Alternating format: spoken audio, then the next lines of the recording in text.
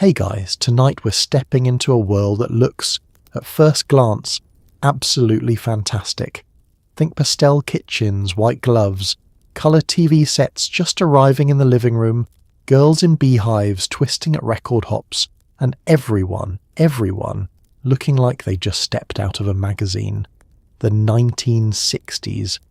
The decade the world has collectively decided was groovy. The decade people in their 70s still describe with a slightly faraway look in their eyes, like they personally invented fun. And sure, there was fun. There was plenty of fun. But tonight we are going to talk about the part of the 1960s that nobody puts on a novelty calendar. Before we get into it, a quick thank you to whoever suggested this topic. You beautiful, beautifully dark person, this one's for you. Suggestions like yours are genuinely what keep this channel going, and I mean that. If you enjoy what I do here, please take a second to like the video and subscribe, but only if you're actually enjoying yourself. No pressure, no guilt, just good vibes and bad history. Drop a comment and let me know where you're watching from and what time it is. It's somehow always 3 in the morning somewhere, and honestly, same.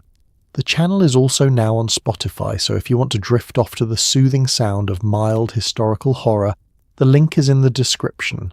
Now, dim those lights, pull up your blanket, turn on a fan if you've got one. That soft white noise is doing more for your nervous system than you know. Get comfortable, maybe tuck your feet in, and let's do this. Because here's the thing about the 1960s. We've been sold a very specific version of it. Flower power, the Beatles, go-go boots, moon landings, the whole thing wrapped in a warm, nostalgic glow like a lava lamp that never burns out. But have you ever wondered what it actually felt like to live through it? What was it like to be a woman trying to open a bank account? What happened if you didn't want to wear the right thing, or say the right thing, or be the right kind of person? What did the average American kitchen look like, smell like, feel like, and what was hiding in the jello? Was flying actually glamorous, or was it just claustrophobic with better outfits? Did anyone actually enjoy the food at those dinner parties? Or were they all just politely suffering through aspic and canned mushroom soup, and praying someone would bring out the bourbon? And what exactly were those suburban housewives doing alone in those houses all day, quietly with the curtains drawn? Congratulations! You've just woken up in 1960. The television is on. Your girdle is already too tight, and someone on the radio is telling you everything is absolutely fine. Let's begin with the foundation garment, which is a polite way of saying the elastic torture device that was considered as essential as breakfast in 1960. Before you put on your dress, before you put on your shoes, before you put on anything else that could be described as clothing, you put on your girdle, not because you wanted to, because the alternative, going without, was considered so socially unacceptable that department stores sold girdles to girls as young as 12 with the cheerful assurance that a smooth silhouette was simply good manners. The girdle wasn't just underwear. It was a daily reminder that your body, as it naturally existed, was not quite the right shape for public consumption. The girdle industry in the 1960s was enormous, profitable, and deeply confident in its product. Major brands advertised in women's magazines with the language of empowerment, which is remarkable when you consider that the product was, functionally, a device that compressed your internal organs. Copy from mainstream publications cheerfully described girdles as figure-perfecting, as shape-flattering, as the foundation of a polished look, which is one way to describe something that left red welts on your skin by midday. The word that does not appear in any of the advertising is uncomfortable, which is like selling a shoe with a nail in it and describing it as snug. You put it on in the morning. This was not a casual process. A proper girdle required actual effort to get into, tugging, smoothing, adjusting, and the result was a garment that held everything in place with the specific determination of something that had opinions about your body and was prepared to enforce them. Standing was fine. Sitting was manageable. Bending over was a negotiation. And by 3 PM, the combination of the girdle, the stockings attached to it by garter clips, the heels required to complete the look, and the general architecture of mid-century women's fashion meant that your entire lower half had essentially been immobilized. It was less an outfit than a physical argument you were losing. Now, the modern equivalent of this, for context, would be wearing a compression garment to the office every day for 40 years and being told by everyone around you that you looked wonderful, not feeling wonderful, looking it. The distinction is the whole point. The really extraordinary thing is how completely the expectation was internalized. Women who might have otherwise pushed back against the discomfort had grown up watching their mothers wear girdles, their older sisters wear girdles, the women in every advertisement wear girdles. The question was never whether you would wear one. The question was which one, and whether you bought the right brand, and whether the line showed through your skirt. The discomfort wasn't part of the experience. The discomfort was invisible, because the discomfort was the price of looking correct, and looking correct was the price of being a woman in 1960. The girdle eventually declined in the early 1970s, partly because of second-wave feminism, and partly because pantyhose arrived and rendered the whole apparatus somewhat redundant. Women did not mourn it. There were no farewell ceremonies, no nostalgic retrospectives. The girdle disappeared from mainstream wardrobes with the quiet speed of something everyone had secretly been waiting to stop doing. What it left behind was a decade's worth of women who had spent their days slightly compressed, slightly constrained, and told consistently and warmly that this was what looking good felt like. They knew better. They always had. They had simply been waiting for permission to say so. The 1960s had a very specific idea about what a woman's face was supposed to be doing at all times, and that idea was smiling. Not smiling occasionally, not smiling when something was genuinely amusing, but smiling as a resting state, as a baseline, as proof of character.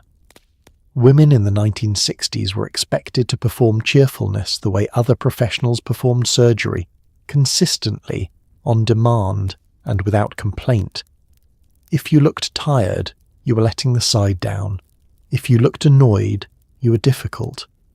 And if you actually said, out loud, in public, that you were unhappy, well, that was a medical problem and your doctor had something for that. The expectation of female cheerfulness was not accidental, and it was not subtle. It was embedded in etiquette guides, in workplace conduct manuals, in the advice columns of every women's magazine, in the feedback women receive from employers, husbands, doctors, and strangers on the street who felt entirely comfortable telling a woman she'd look prettier if she smiled. The smile was not a social grace. It was a social requirement, and the difference matters, because a grace is something you offer, and a requirement is something you owe, and women in 1960 were understood to owe their cheerfulness to basically everyone they encountered. Think about what this actually meant in practice. You're having a bad day, maybe a genuinely bad day, maybe a day where something has gone wrong in a real and important way, and you're expected to present a composed, pleasant, warm face to your husband when he gets home from work, to the neighbour who stops by, to the delivery man, to the checkout clerk, to every social encounter the day contains. Not because you feel fine, because looking like you don't feel fine is its own kind of failure. The consequences for not performing cheerfulness correctly range from social discomfort to something considerably more serious. A woman who was persistently unhappy, persistently flat in affect, persistently unwilling to project warmth and ease, this woman was, by the standards of the era, showing signs of a problem. Not a situational problem, not a problem with her circumstances, a problem with her. The medical establishment of the 1960s was largely in agreement that a woman who could not maintain a functioning cheerfulness in the course of her daily life was suffering from something requiring treatment, and the treatment was generally pharmaceutical. This created a very efficient closed loop. You feel unhappy. You're told that your unhappiness is a personal failing. You're given medication to manage the unhappiness. You smile. The loop completes itself and everyone calls it a resolution. The underlying reasons for the unhappiness, the isolation, the lack of autonomy, the professional invisibility, the girdle, are never examined, because examining them would require admitting they are causes, and admitting they are causes would require someone to fix them, and nobody was prepared to do that in 1960. The smile was ultimately a form of management. It managed other people's comfort. It managed social expectations. It managed, very efficiently, the visible expression of a discontent that the era had no interest in addressing. And the women who wore it, day after day, in living rooms and grocery stores and pediatricians' waiting rooms, knew exactly what they were doing. They just didn't have a word for it yet. The word would come later. The smile, in the meantime, stayed put. By the early 1960s, a new medication had arrived on the American market, and it was being prescribed to women at a rate that should have raised questions, but mostly didn't. Valium, the little yellow pill, was marketed directly to women who were, and this is a real description from real advertisements of the time, suffering from the tension of modern living. What was the tension of modern living for the average suburban housewife? Boredom, frustration, the slowly suffocating sensation of a life that had been very efficiently organised around everyone else's needs. The medication didn't fix any of that, of course. It just made it quieter. Valium was introduced in 1963, and by the end of the decade it was the most prescribed drug in the United States. The advertisements in medical journals aimed at doctors, not patients, were remarkable documents. One showed a middle-aged woman looking anxious, with copy explaining that this was a patient whose children had left home and who now had no purpose, a condition the ad described with clinical neatness as a situational anxiety disorder. The treatment the ad was selling was Valium. The treatment the ad was not suggesting was that a woman might need meaningful work, social connection, or a life organised around something other than her domestic function. That would have been outside the scope of the advertisement. Doctors prescribed it generously, and largely without much follow-up. You came in, you described feeling nervous, or low, or simply not quite right.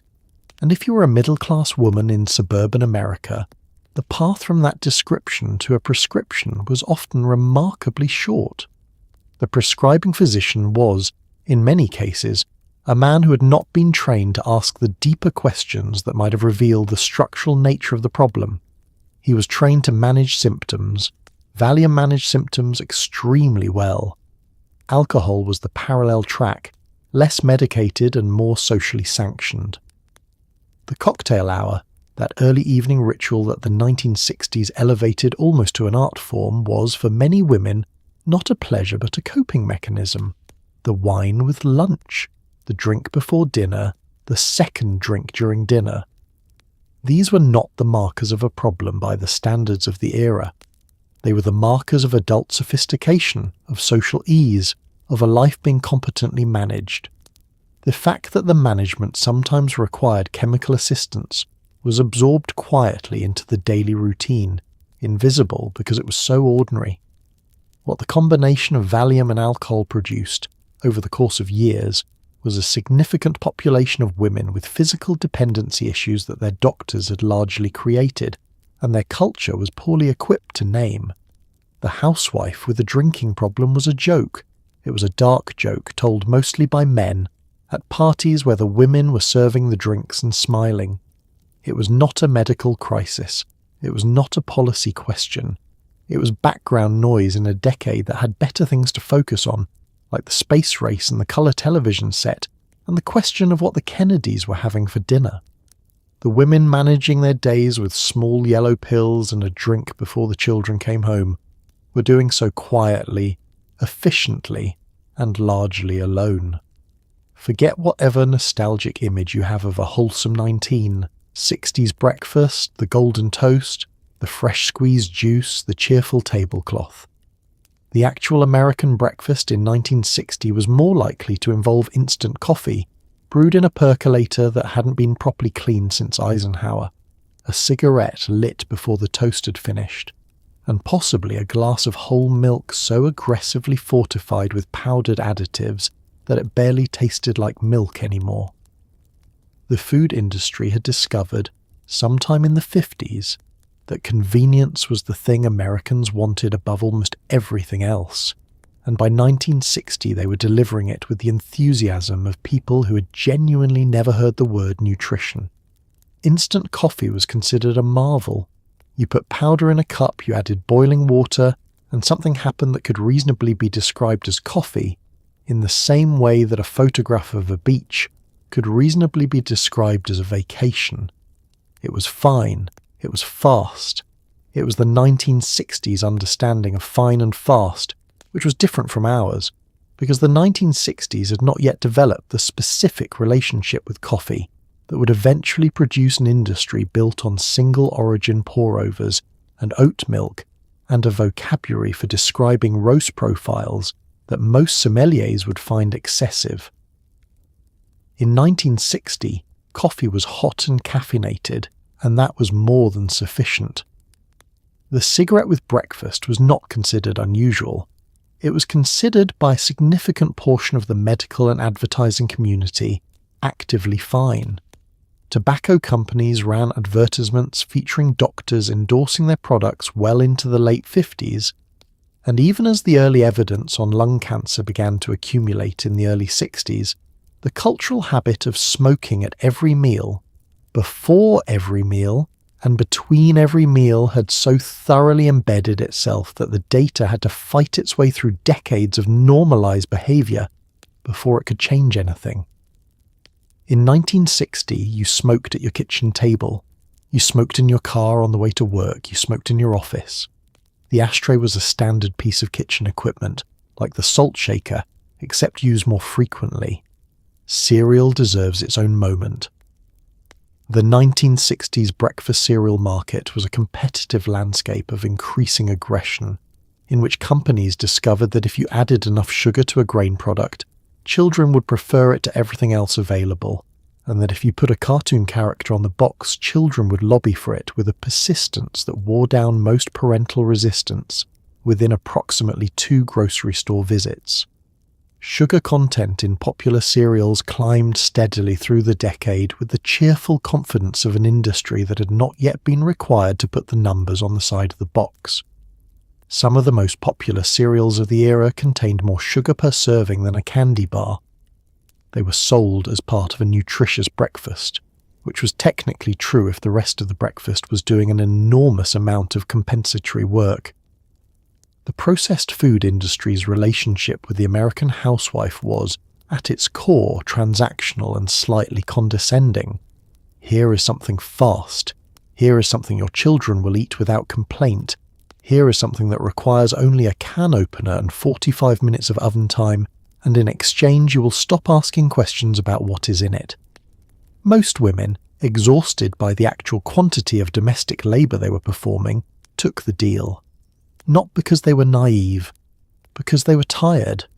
There is a difference, and the food industry spent decades pretending not to understand it. By the early 1960s, the television set had gone from luxury item to household necessity so quickly that families who didn't own one were quietly considered a little strange, possibly foreign. But colour television was still a different matter entirely, a status symbol so potent that neighbours would sometimes be invited over specifically to watch it, the way you might invite someone to see a new car. What most people don't remember is how profoundly the television reorganized the entire American household. The furniture was rearranged around it, mealtimes shifted to accommodate it, and family conversation, which had never been particularly encouraged to begin with, began its long, quiet retreat. The living room before television had been organized around conversation, chairs facing each other, a central table, the furniture arranged to suggest that the room's purpose was the exchange of words between people. After television, the furniture rotated. Everything faced the set. The chairs that had pointed at each other now pointed at the screen. The table moved to the side. The message this sent about the room's intended function was not subtle, and nobody much noticed it, because the television was on. NBC began broadcasting in colour in the early 60s, and the competition between networks for colour programming was as much about selling television sets. NBC was owned by RCA, which manufactured them, as it was about broadcasting quality. The rollout of colour was uneven, expensive, and initially produced a picture that people described charitably as vivid, which is also how you might describe a fever dream. Early colour sets were expensive enough that owning one was genuinely meaningful as a social signal, and the advertising around colour television leaned into this with everything it had. Colour TV was the future. Black and white was already the past. If you were watching in black and white, you were watching history happen in the wrong format. What the television brought into the living room, beyond the programming, was a new shared experience that was also a profoundly isolating one. You watched together, in the same room, in silence, at the same screen. This looks like togetherness, and is not quite. The conversations that get displaced by television, the arguments, the stories, the questions, the ordinary verbal texture of family life, don't come back when the set is turned off. They don't come back when the set is turned on either. They just gradually stop being expected. By the mid-60s, the average American household television was on for 5 hours a day. This is a statistic, and it is also a portrait of 5 hours in which something else was not happening. Children were the target audience that the industry pursued most deliberately, and the effect of early television on children in the 1960s is something researchers are still untangling. The content was not violent, not sexually explicit, not, by contemporary standards, obviously harmful. It was relentlessly, ambiently normative. It showed a version of American family life so specific and so consistent that children growing up watching it absorbed its assumptions about race, gender, class, and what a normal household looked like, at an age before they had the critical vocabulary to notice they were absorbing anything at all. The television didn't tell you what to think. It showed you what was normal. That's considerably more efficient. There was perhaps no job in 1960s America that looked more aspirational from the outside and felt more controlling from the inside than that of the airline stewardess. Young women competed fiercely for these positions, drawn by the promise of travel, independence, and a uniform that had been designed very deliberately to be as flattering as possible. What the recruitment brochures did not mention was that once hired, a stewardess could be weighed at any time by her airline, fired for gaining more than a few pounds above her listed weight, required to wear a girdle on duty, grounded if she got married, and legally dismissed for having the audacity to turn 32. The hiring process was itself extraordinary by any standard that did not apply exclusively to women. Applicants were measured, not just weighed, but measured, arms and legs and waist, with numbers recorded and standards applied. Height requirements were strict. Skin requirements were not written down, but were enforced with the efficiency of things that don't need to be written down. The airlines were explicit that they were hiring for a specific presentation as much as for specific skills, and the specific presentation was young, slim, conventionally attractive, unmarried, and white, with some airlines only beginning to hire black stewardesses at all in the mid-60s, and then under conditions that made the already restrictive rules look almost generous by comparison. Once hired, you entered a world of ongoing physical surveillance that would, in any other professional context, have been immediately recognizable as harassment. Weight checks were conducted regularly and without warning. The acceptable weight for a stewardess was tied to height using charts that left very little margin, and, Exceeding that weight by any amount that supervisors decided was meaningful could result in suspension and a grace period during which you were expected to lose it. If you didn't lose it, you were let go. The language used in company materials described this as maintaining professional standards. The no marriage rule was enforced across most major American airlines throughout the early 60s and only began to be legally challenged toward the end of the decade. The reasoning offered was that marriage would distract a stewardess from her job, or that passengers expected a stewardess to be single, or some other explanation that didn't survive much examination. The actual reasoning was that a married woman had the social standing to complain more effectively about her working conditions, and the airlines preferred employees without that particular advantage. The age limit most airlines required stewardesses to retire or be reclassified somewhere between 32 and 35 was justified with similar creativity. And yet women fought to get these jobs. They fought hard. Because relative to the other professional options available to women in 1960, a stewardess position offered travel, a paycheck, and a degree of independence that nursing and secretarial work, the other respectable female career tracks, did not. The trap was designed beautifully. You stepped into it voluntarily because it was the best available option and because the advertising had done such a thorough job of making it look like freedom. The uniform helped. The uniform always helps. It takes a very specific kind of clarity to look at a beautifully designed cage and see the bars rather than the decor, and the 1960s airline industry had employed very good designers. The 1960s teenager has been mythologized into something almost entirely unrecognizable. Free, rebellious, electric with possibility. And for some teenagers, in some places, some of the time, that was partially true. But for the average teenage girl growing up in middle-class America in 1963, the experience was considerably more constrained. She was being processed by an enormous cultural machine: magazines, school curricula, advertising, her own mother, all of which had very specific and mutually reinforcing ideas about what she should want, who she should attract, and what a successful future would look like for a person of her gender and her generation. The teenage girl market was discovered by advertisers in the late 1950s and pursued through the 60s with a focus that produced an entire publishing industry. 17 Magazine, Mademoiselle, the teenage sections of women's magazines, all of them were selling a version of girlhood that was aspirational, relentlessly focused on appearance, and organized almost entirely around the goal of being attractive to boys. The articles covered makeup application, hair setting, how to talk to a boy you liked, what to wear on a date, how to make a boy feel smart without making him feel threatened by your own intelligence.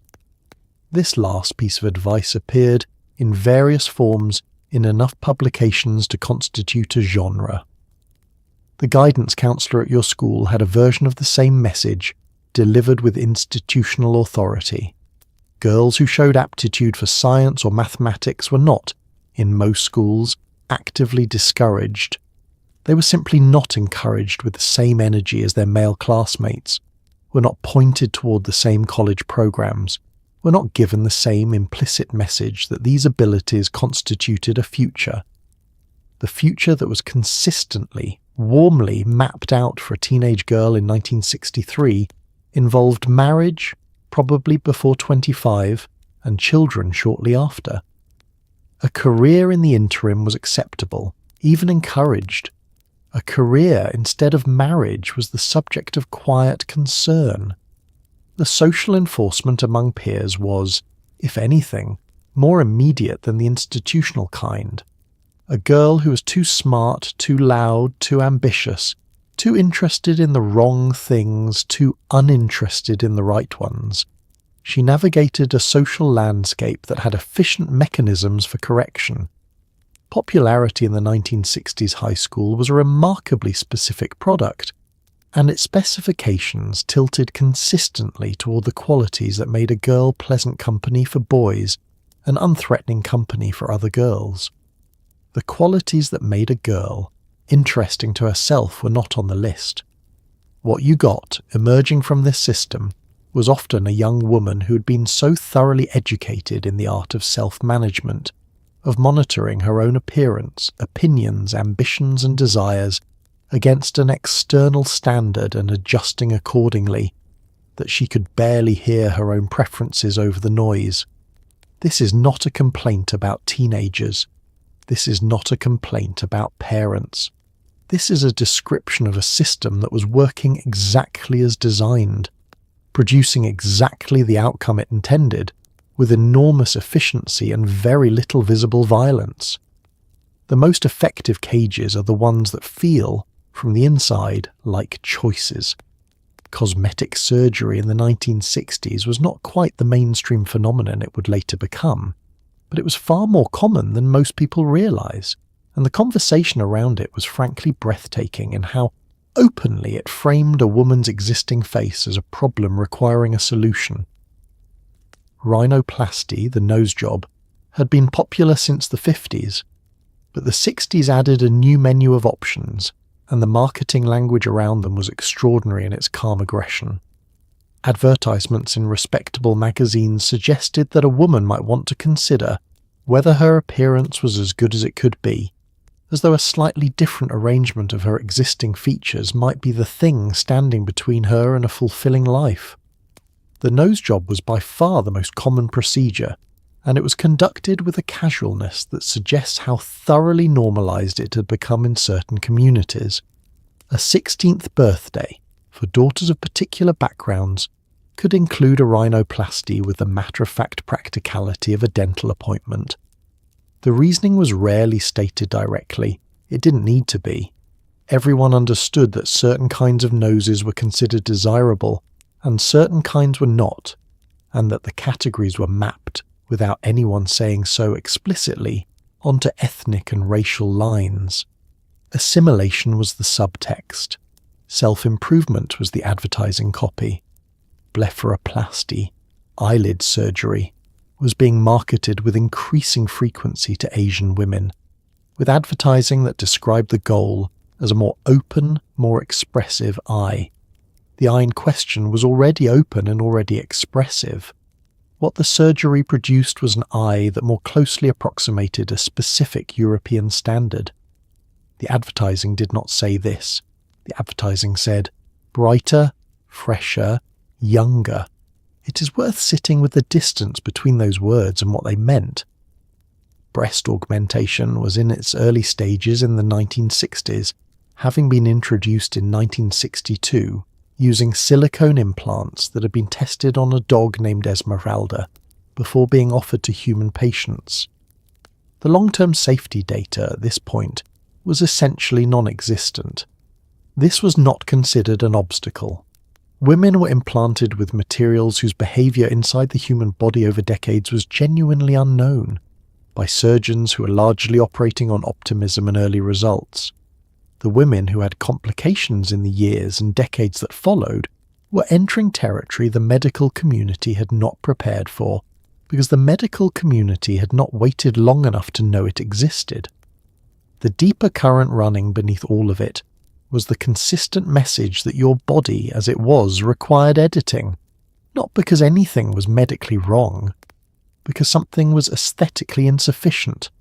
The surgeons were not villains in this story. Most were doing exactly what their patients asked, and what their culture had constructed as a reasonable request. The system was doing what it was designed to do. It was designed to produce women who looked at their own faces and found them wanting, and who had access to a solution and the money to pay for it. The waiting room was always full. It still is. The post-war suburb has been described in countless loving terms: the fresh-cut lawn, the new car in the driveway, the sense of space and light and possibility after years of wartime cramping. What the postcards didn't mention was the chemical landscape these neighbourhoods were built on and continued to be maintained with. By the early 1960s, the average suburban lawn was being treated with levels of pesticide that would require hazmat protocols today. Interiors were painted with lead-based paints that nobody had told anyone were dangerous. Children played in these spaces daily, ate off surfaces wiped with products whose active ingredients are now classified as toxins, and breathed air that smelled clean because everything smelled clean in suburbia, which, it turned out, was mostly the smell of various chemicals working. DDT was the great hero of post-war pest control, a miracle chemical that had been used with sweeping success to control malaria in the Pacific Theatre and was now being applied to suburban lawns, gardens, roadside verges, and, in some municipalities, directly into neighbourhoods via truck-mounted sprayers that moved through residential streets like visiting weather systems. Children ran behind the DDT trucks in the summer. This is documented. Parents allowed it. The chemical was considered safe. It was not safe in the way that was eventually understood, but the understanding came later, and in the meantime everyone had very green lawns and very few mosquitoes, and a background accumulation of chlorinated hydrocarbons in their fat tissue that nobody was measuring. Lead paint was on the walls, the windowsills, the trim work, the furniture. The hazards of lead had been understood by researchers since the 1930s, and the paint industry had known about them considerably longer than the public did, in the way that industries often know things considerably longer than the public does. Lead paint was cheap, durable, and produced excellent coverage. It was in hospitals, schools, public housing, and the new suburban developments going up across America. The specific danger that children would ingest lead dust from deteriorating paint or from surfaces they mouthed, as children mouth surfaces, was not yet a mainstream public health conversation. The children in question were growing up in it. The cleaning products under the kitchen sink were similarly unremarked upon. Ammonia-based cleaners, chlorinated solvents, products with active ingredients whose names appeared on no labelling, because labelling requirements were minimal and the concept of consumer right to know was still in its legislative infancy. The housewife cleaning her kitchen with these products was doing it with bare hands and no ventilation because the products smelled like cleanliness, and cleanliness was the goal, and nobody had suggested there was a problem. The suburbs smelled clean because cleanliness was the entire point. It was the antithesis of the crowded city, the cramped apartment, the old neighbourhood with its complicated smells of cooking and commerce. It smelled of cut grass and fresh paint and laundry dried in the open air, and underneath all of those things it smelled of an era's absolute confidence that modern chemistry was purely on their side. That confidence was misplaced in specific and documentable ways. But it was a beautiful smell while it lasted. Divorce in the early 1960s was not simply difficult.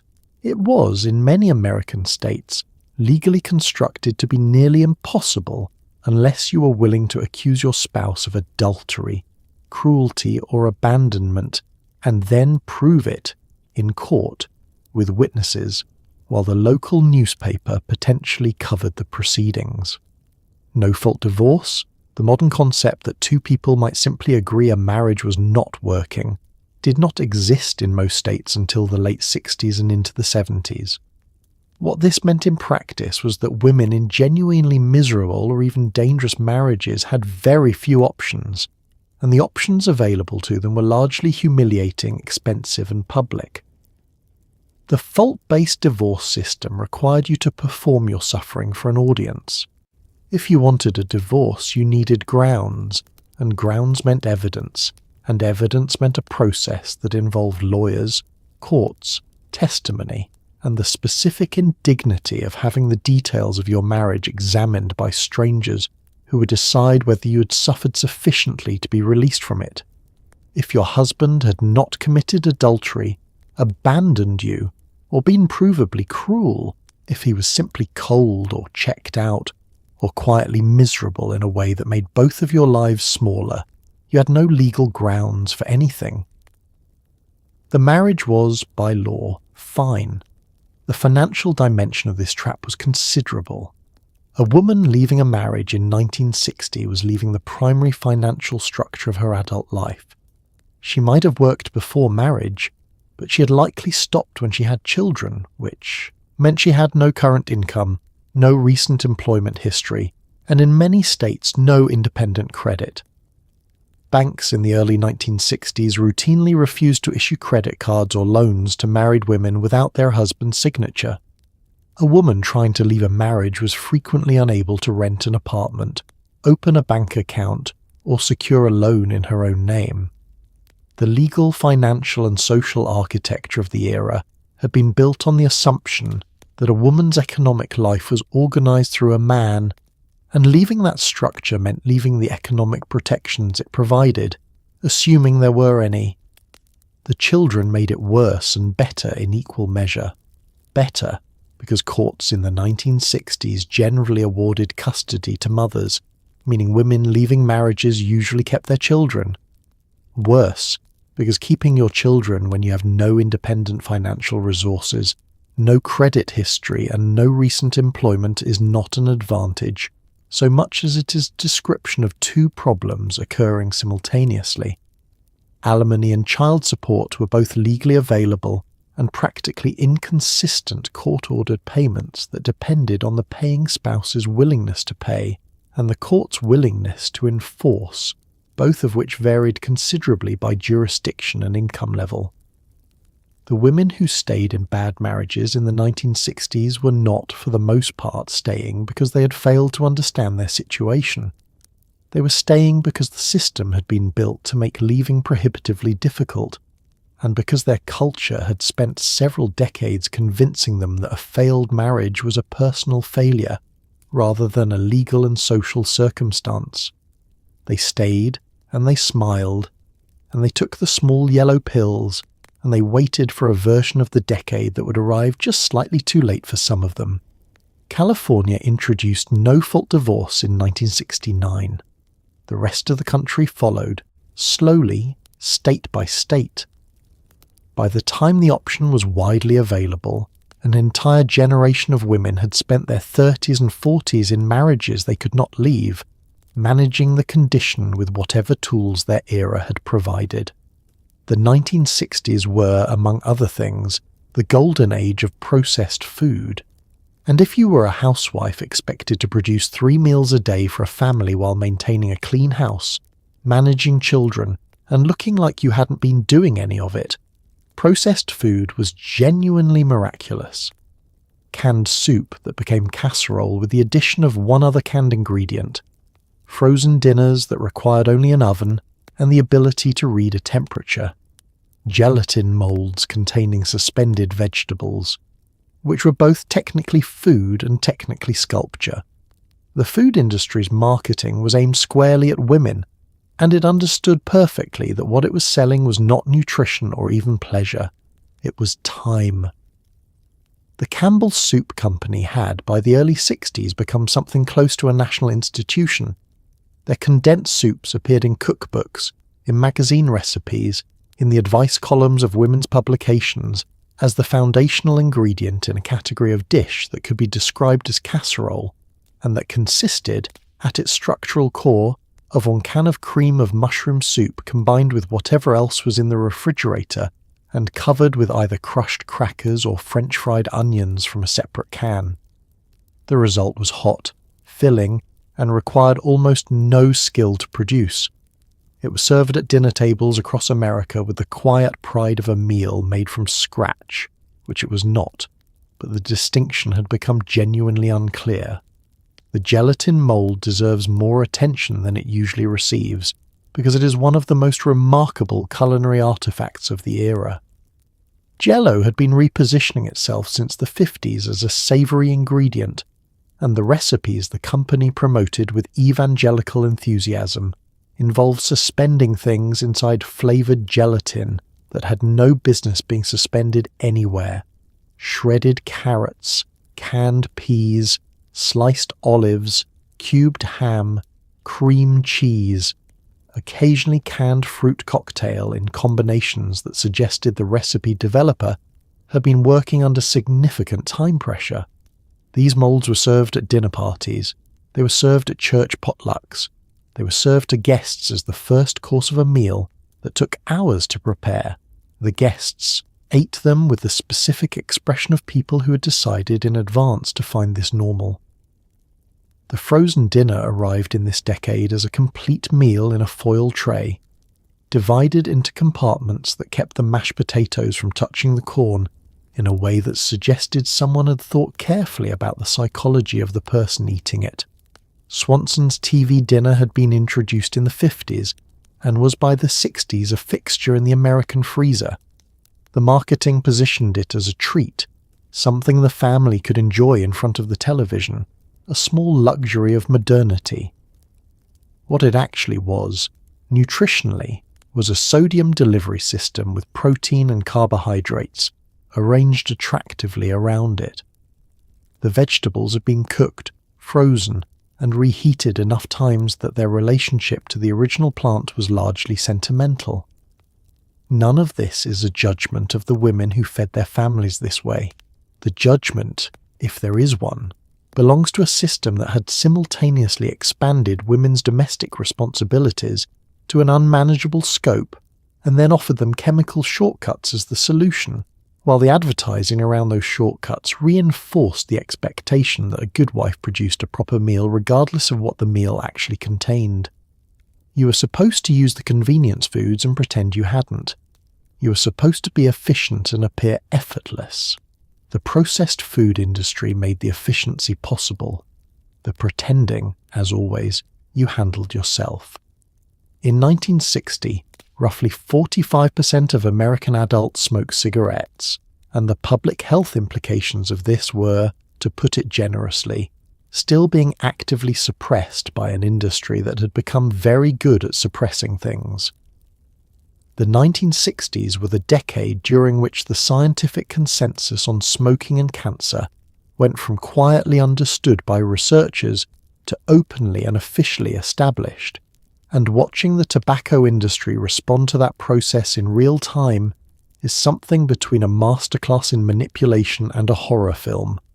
In the meantime, cigarettes were everywhere, in the hands of doctors in advertisements, on every table at every dinner party, available in hospital rooms, sold in schools, and considered, by a significant portion of the population, a perfectly reasonable thing to give a pregnant woman as a gift. The 1964 Surgeon General's report on smoking and health was one of the most significant public health documents in American history, and the tobacco industry had been preparing for it for years.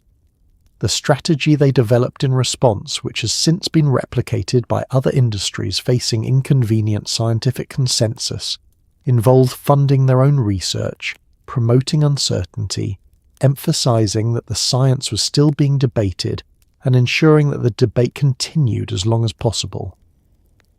The technique was not to disprove the evidence, it was to make the evidence feel contested, which is easier and considerably cheaper.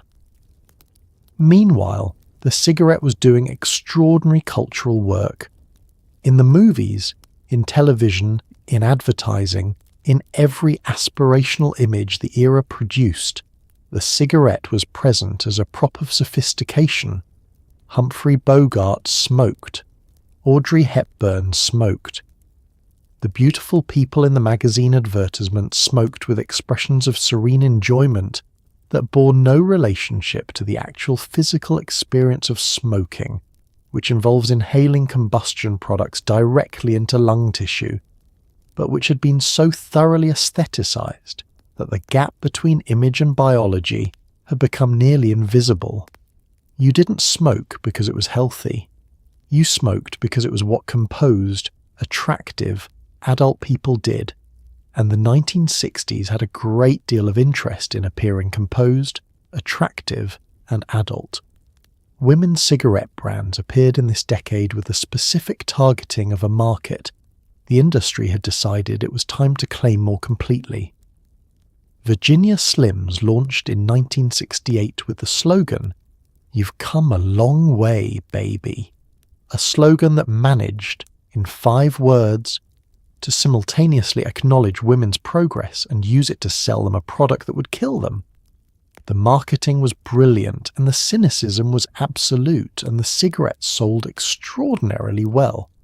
Liberation, it turned out, was also a product category. Hospitals allowed smoking in patient rooms through most of the decade. Planes allowed smoking in flight. Restaurants had no non-smoking sections because the category did not yet legally exist. Your office smelled like smoke. Your car smelled like smoke. Your clothes smelled like smoke. And this was so universal that nobody much noticed.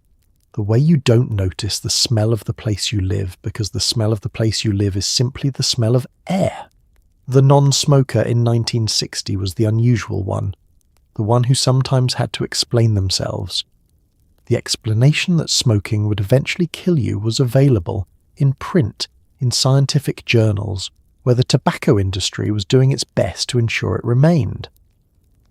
Psychiatry in the 1960s was a field in the middle of a complex and not always flattering evolution, and one of its less discussed features was the degree to which it was used, by families, by courts, by society in general, as a management tool for people who didn't fit the expected pattern of behaviour. A woman who was unhappy in her marriage and said so loudly could find herself referred for psychiatric evaluation. A teenager who showed consistent disinterest in the future her parents had planned could be committed for observation. A gay person who made the mistake of being visibly gay in the wrong company could be subjected to conversion therapies that were considered, by the mainstream of the profession, entirely legitimate medical practice. The Diagnostic and Statistical Manual of Mental Disorders, the reference text that defined what counted as mental illness in America, listed homosexuality as a psychiatric disorder until 1973. This is worth pausing on. For the entire decade of the 1960s, the official position of American psychiatry was that being gay was a condition requiring treatment. The treatments available included aversion therapy, in which patients were subjected to electric shocks or chemically induced nausea while being shown images, and various forms of talk therapy aimed at reorientation. Patients underwent these treatments voluntarily, in the sense that the alternative was institutionalization or social destruction, which is one of the narrower definitions of voluntary in the historical record. The committal of inconvenient family members, particularly women, was not common but was not rare, and the legal framework that governed it was loose enough to permit substantial abuse. A husband could initiate commitment proceedings against a wife in many states with minimal legal obstacle. The woman so committed had limited rights to contest the proceeding, limited access to legal counsel, and was dependent on the clinical judgment of physicians who'd been trained in a framework that pathologized female discontent as a symptom rather than a reasonable response to circumstances. Women who were committed for what their families described as erratic behaviour, nervous breakdown, or inability to cope were sometimes kept in institutional settings for months or years, medicated to stability, and released into the same circumstances that had produced the original distress. Psychoanalysis, the talking cure, the Freudian tradition, was fashionable among the middle class in a way that was simultaneously progressive and limiting. Progressive because it acknowledged that the mind had interior complexity worth exploring.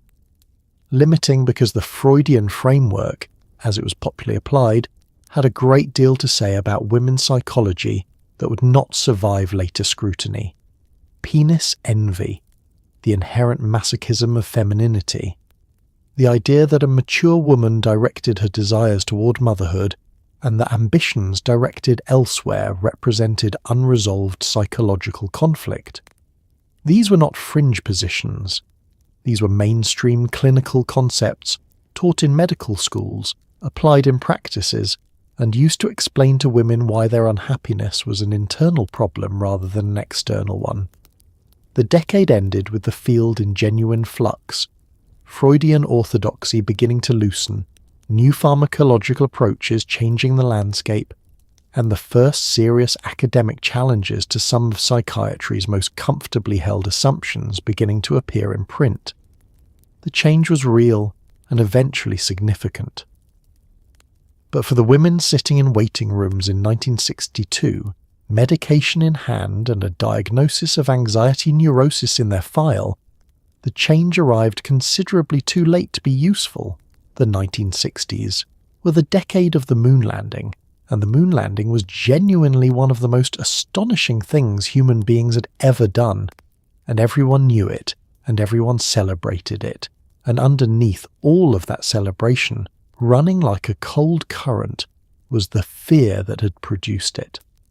The space race wasn't primarily a scientific endeavour, it was a geopolitical panic response, a competition between two nuclear-armed superpowers who'd both recently demonstrated the ability to destroy all life on Earth, and were now pointing their rockets upward and calling it progress. The children watching those rocket launches on colour television sets were the same children who had, just a few years earlier, practiced hiding under their desks in case of nuclear attack. Sputnik had gone up in October 1957, and the American response to it was something close to institutional terror. A Soviet satellite orbiting the Earth was not just a technological achievement, it was a demonstration that Soviet rockets could reach American territory. The space race that followed was conducted with the urgency of people who understood perfectly that they were not competing for scientific prestige. They were competing to establish which side's technology could do more damage from a greater distance. NASA was created in '58. The Mercury program was created to put a man in space before the Soviets did, which America failed to do. Alan Shepard went up in May of '61, just weeks after Yuri Gagarin had already done it.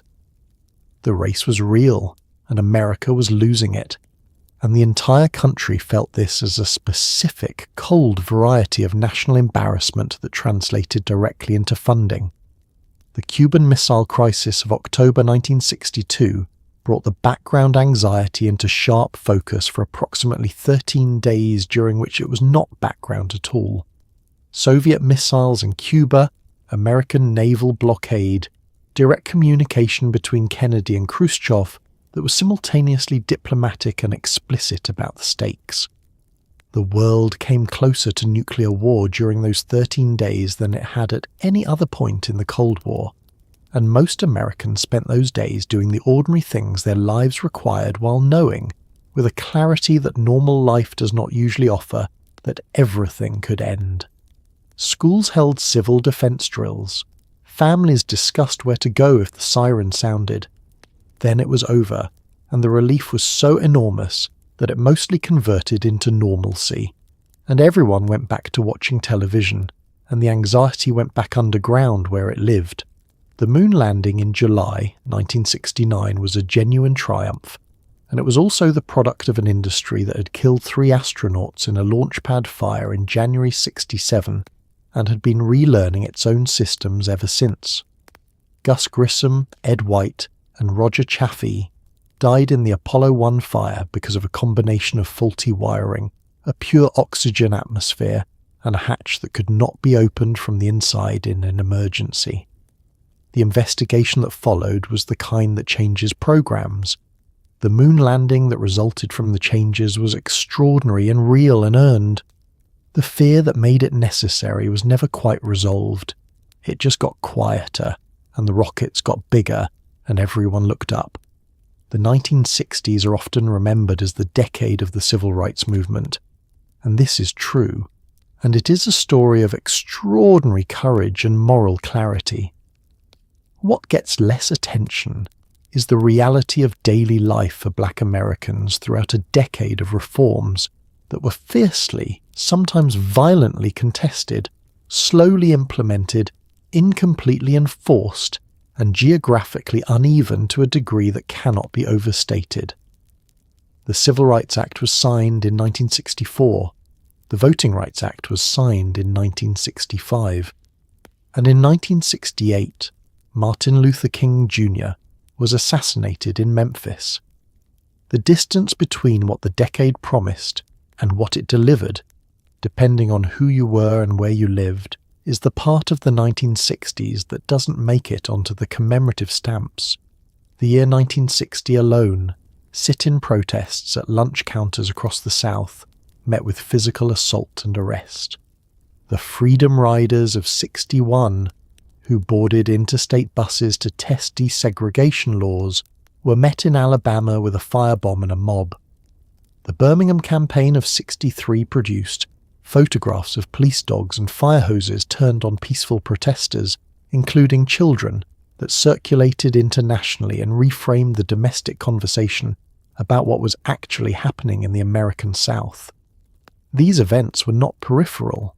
They were the news, the front page, the thing the country was watching, and watching them required white Americans to make a choice about what they were seeing and what it meant, and many of them chose not to see it clearly, and the choosing itself is part of the history. The legislative achievements were real. The Civil Rights Act of 64 banned discrimination in employment and public accommodations. The Voting Rights Act of 65 prohibited discriminatory voting practices. These were not small things. They were the result of sustained, dangerous, organized activism over decades, and the people who produced them did so at genuine personal risk that resulted in many documented cases in imprisonment, injury, and death. The legislation mattered. The gap between what the legislation said and what daily life in America looked like in 1967, the year of the Detroit Uprising, the Newark Uprising, more than 100 other cities, is the gap that the decade never closed.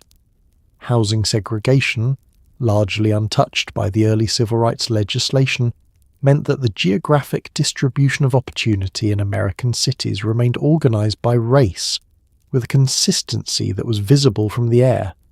Good schools in white neighborhoods, underfunded schools in black ones, employment discrimination that continued in practice long after it was prohibited by law, the specific grinding economics of being excluded from the post-war prosperity, the GE Bill benefits that were technically available but practically inaccessible, the suburban mortgages that the Federal Housing Administration had systematically declined to guarantee in black neighborhoods. These were structural features of American life that the decade's legislation addressed incompletely, and the decade's culture addressed mostly by not looking directly at them. The assassination of Martin Luther King Jr. on April 4th, 1968, was followed by uprisings in more than 100 American cities. The response of the political establishment was to pass the Fair Housing Act, significant, necessary, inadequate, and to invest heavily in the question of order. The decade ended with Richard Nixon winning the presidency on a platform that included an appeal to what he called the silent majority. The silent majority was, in practice, a political strategy built on the anxiety of white Americans about the pace and direction of the changes the decade had produced. The 1960s changed American racial law. It did not change American racial reality at anything like the same speed, and the distance between those two things is a story that extends well past the decade's end. One of the structural features of 1960s suburban life that tends to get romantically smoothed over is the degree of isolation it enforced on women with young children. The suburb had been designed, architecturally and culturally, around the assumption that a woman would be present in the home at all times, and that this arrangement would be sufficient. What it had not been designed around was the question of what that woman would do with the other 23 hours of the day when she wasn't actively feeding someone. There were no affordable childcare options. There were no re-entry programs for women who had left careers to raise families. There was the neighborhood, the telephone, the television, and increasingly the medicine cabinet. The physical design of the post-war suburb was efficient at producing isolation in ways that were not immediately obvious because they were dressed as amenities: space, privacy, a yard, your own driveway, your own front door, your own property line creating a pleasant buffer between you and your neighbors. What these things also created, for a woman home alone with small children, was a day that could pass from 6 in the morning until 5 in the afternoon without a single conversation with another adult. The neighbour across the street was equally isolated, equally behind her own front door, equally managing her own children in her own kitchen. The suburb had solved for privacy so effectively that it had accidentally also solved for loneliness, and the solution and the problem turned out to be the same thing. The absence of childcare as a concept, affordable, accessible, professional childcare organised as an infrastructure rather than an individual arrangement, meant that a woman who wanted to work, or who needed to work, or who simply needed to leave the house for a sustained period, had to solve this problem herself from scratch, every time. Relatives, if they were nearby. Neighbours, if arrangements could be made. Informal networks of women trading childcare hours like a currency that nobody was tracking. The babysitter, who was generally a teenage girl from the neighbourhood, and cost whatever the market in teenage girls would bear, which was not much. None of this was reliable, none of it was funded, and all of it depended on the woman at the centre of the arrangement maintaining the network with the organisational effort of someone running a small business, unpaid, in the margins of everything else she was doing. The women who tried to return to professional work after having children in the early 60s ran into a wall that had been built incrementally and was not always visible as a wall. Employers who would not hire a woman with young children, on the explicit grounds that her domestic responsibilities made her an unreliable employee. Employers who would hire her but not promote her, for the same reasons, stated or unstated. Professional licenses that had lapsed during the years she had spent at home and could not be simply renewed. Skills that the decade of absence had made obsolete. The credential that nobody was offering for the work she had been doing at home that would have demonstrated the organisational and managerial competence she had developed over years of running a household. This credential did not exist because the work did not count. Her isolation was not accidental. It was a structural feature of a system that needed her in a specific place, doing a specific set of tasks, and had organised the surrounding infrastructure to make any alternative extremely difficult to access. The women who managed to break through it did so through combinations of exceptional circumstance, personal determination, and luck, which is another way of saying that the system worked as designed for everyone else. The music of the 1960s is so thoroughly mythologized that it has become difficult to discuss it as an industry, which is what it also was. The record companies, the radio payola scandals, the contracts signed by teenage artists who didn't have lawyers and didn't know they needed them, the systematic underpayment and outright theft of royalties from black artists whose songs were covered by white artists who were marketed to the mainstream. All of this was happening simultaneously with the music that has since been framed as the soundtrack of liberation. The British invasion, which Americans received as a thrilling cultural import, was in many cases American rhythm and blues arriving home in a new outfit after the original artists had been paid almost nothing for it. The standard recording contract offered to new artists in the early 1960s was a document constructed entirely in the record company's favour, which was not unusual in industries dealing with young, inexperienced people desperate for a chance. Royalty rates were low, frequently in the range of 4 to 6% of retail, before deductions for packaging, breakage allowances that dated to the era of shellac records and had no relevance to vinyl, and various other contractual subtractions that reduced the actual payment to something considerably smaller. Publishing rights, which were where the long-term money in music lived, were routinely signed away as a condition of getting recorded at all. Artists who did not understand what publishing rights were, which was most artists who were 17 and had never had a lawyer, signed them away without understanding what they were giving up, and found out years later when the royalties from decades of radio play went somewhere other than their bank accounts. The payola scandal, the practice of record companies paying radio disc jockeys to play specific records, had blown up in 1959 and was supposed to have been cleaned up. It was not cleaned up. It went underground, changed its mechanisms, and continued through the 60s as a structural feature of how records got played and therefore how careers got made. Independent artists, without label support, had essentially no path to radio play, which meant essentially no path to mainstream success, which meant the gatekeeping function that had always existed in the music business simply moved from the visible to the invisible without meaningfully changing who it served. Chuck Berry, Little Richard, Fats Domino, their music was the direct source material for a significant portion of what the British invasion brought to American shores, enthusiastically credited to the British bands and enthusiastically purchased by American teenagers who in many cases had never heard the original recordings. The Beatles were admirably honest about their influences. The industry was less so. The system by which a black artist's composition could be recorded by a white artist, released on a major label with major distribution, and dominate the charts while the original version was unavailable to most radio audiences was not incidental. It was a feature of how the business was organized and who the business had decided its mainstream audience was. The 60s ended with artists beginning to understand slowly what they had signed and what it meant for the long term.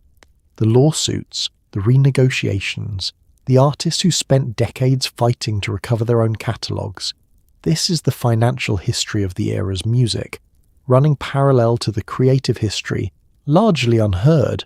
The Vietnam War was the first war to be broadcast in fragments into American homes via the nightly news, and the psychological effect of this on the families watching, on the soldiers serving, on the cultural fabric of a country that had just finished congratulating itself on World War II was profound and permanent, and is still not entirely understood.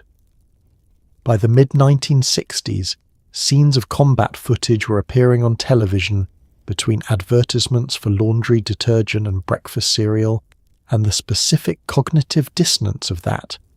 The war in your living room, bracketed by jingles, produced a kind of civic trauma that expressed itself in protest, in political fracture, in a generation's fundamental loss of faith in the institutions that had asked them to trust it. The Gulf of Tonkin Resolution of 1964 authorized the president to use military force in Southeast Asia without a formal declaration of war, based on reports of attacks on American naval vessels that were, as subsequent investigation established, either significantly misrepresented or in one case did not happen at all.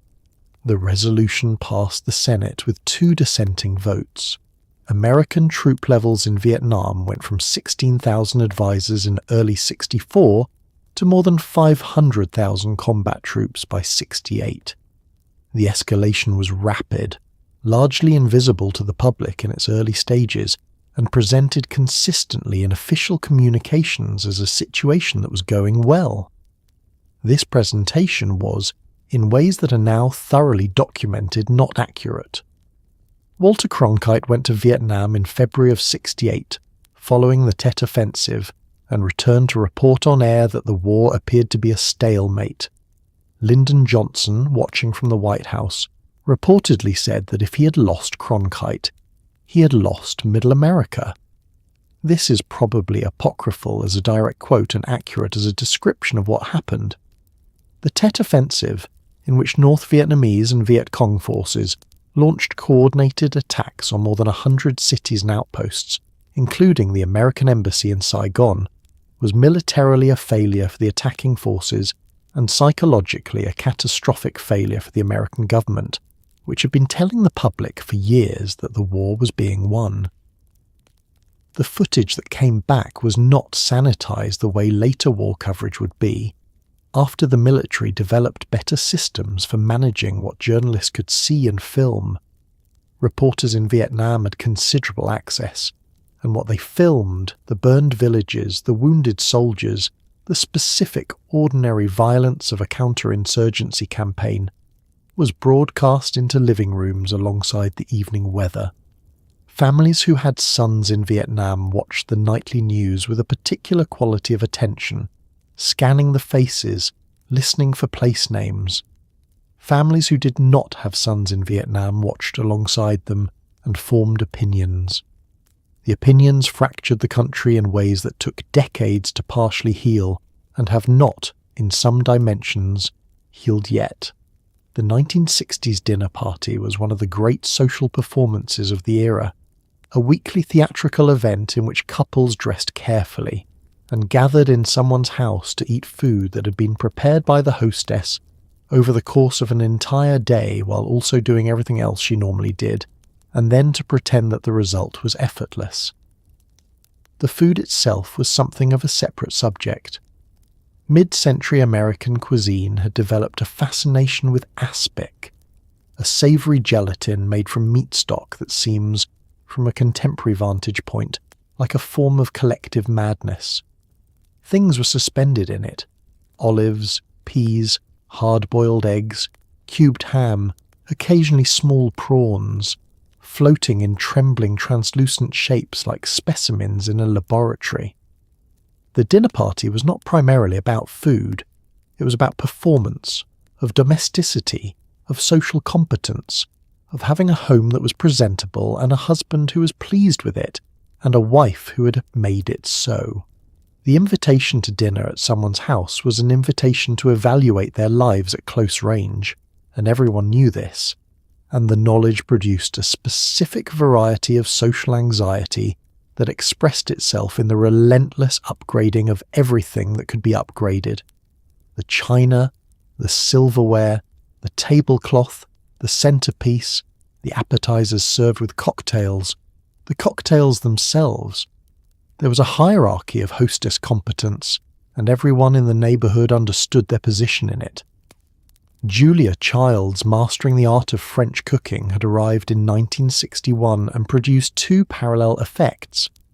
It gave ambitious home cooks a genuine framework for producing sophisticated food, and it raised the social stakes of the dinner party to a level that the average hostess, working with a 4-burner stove and 3 small children underfoot, could not comfortably meet.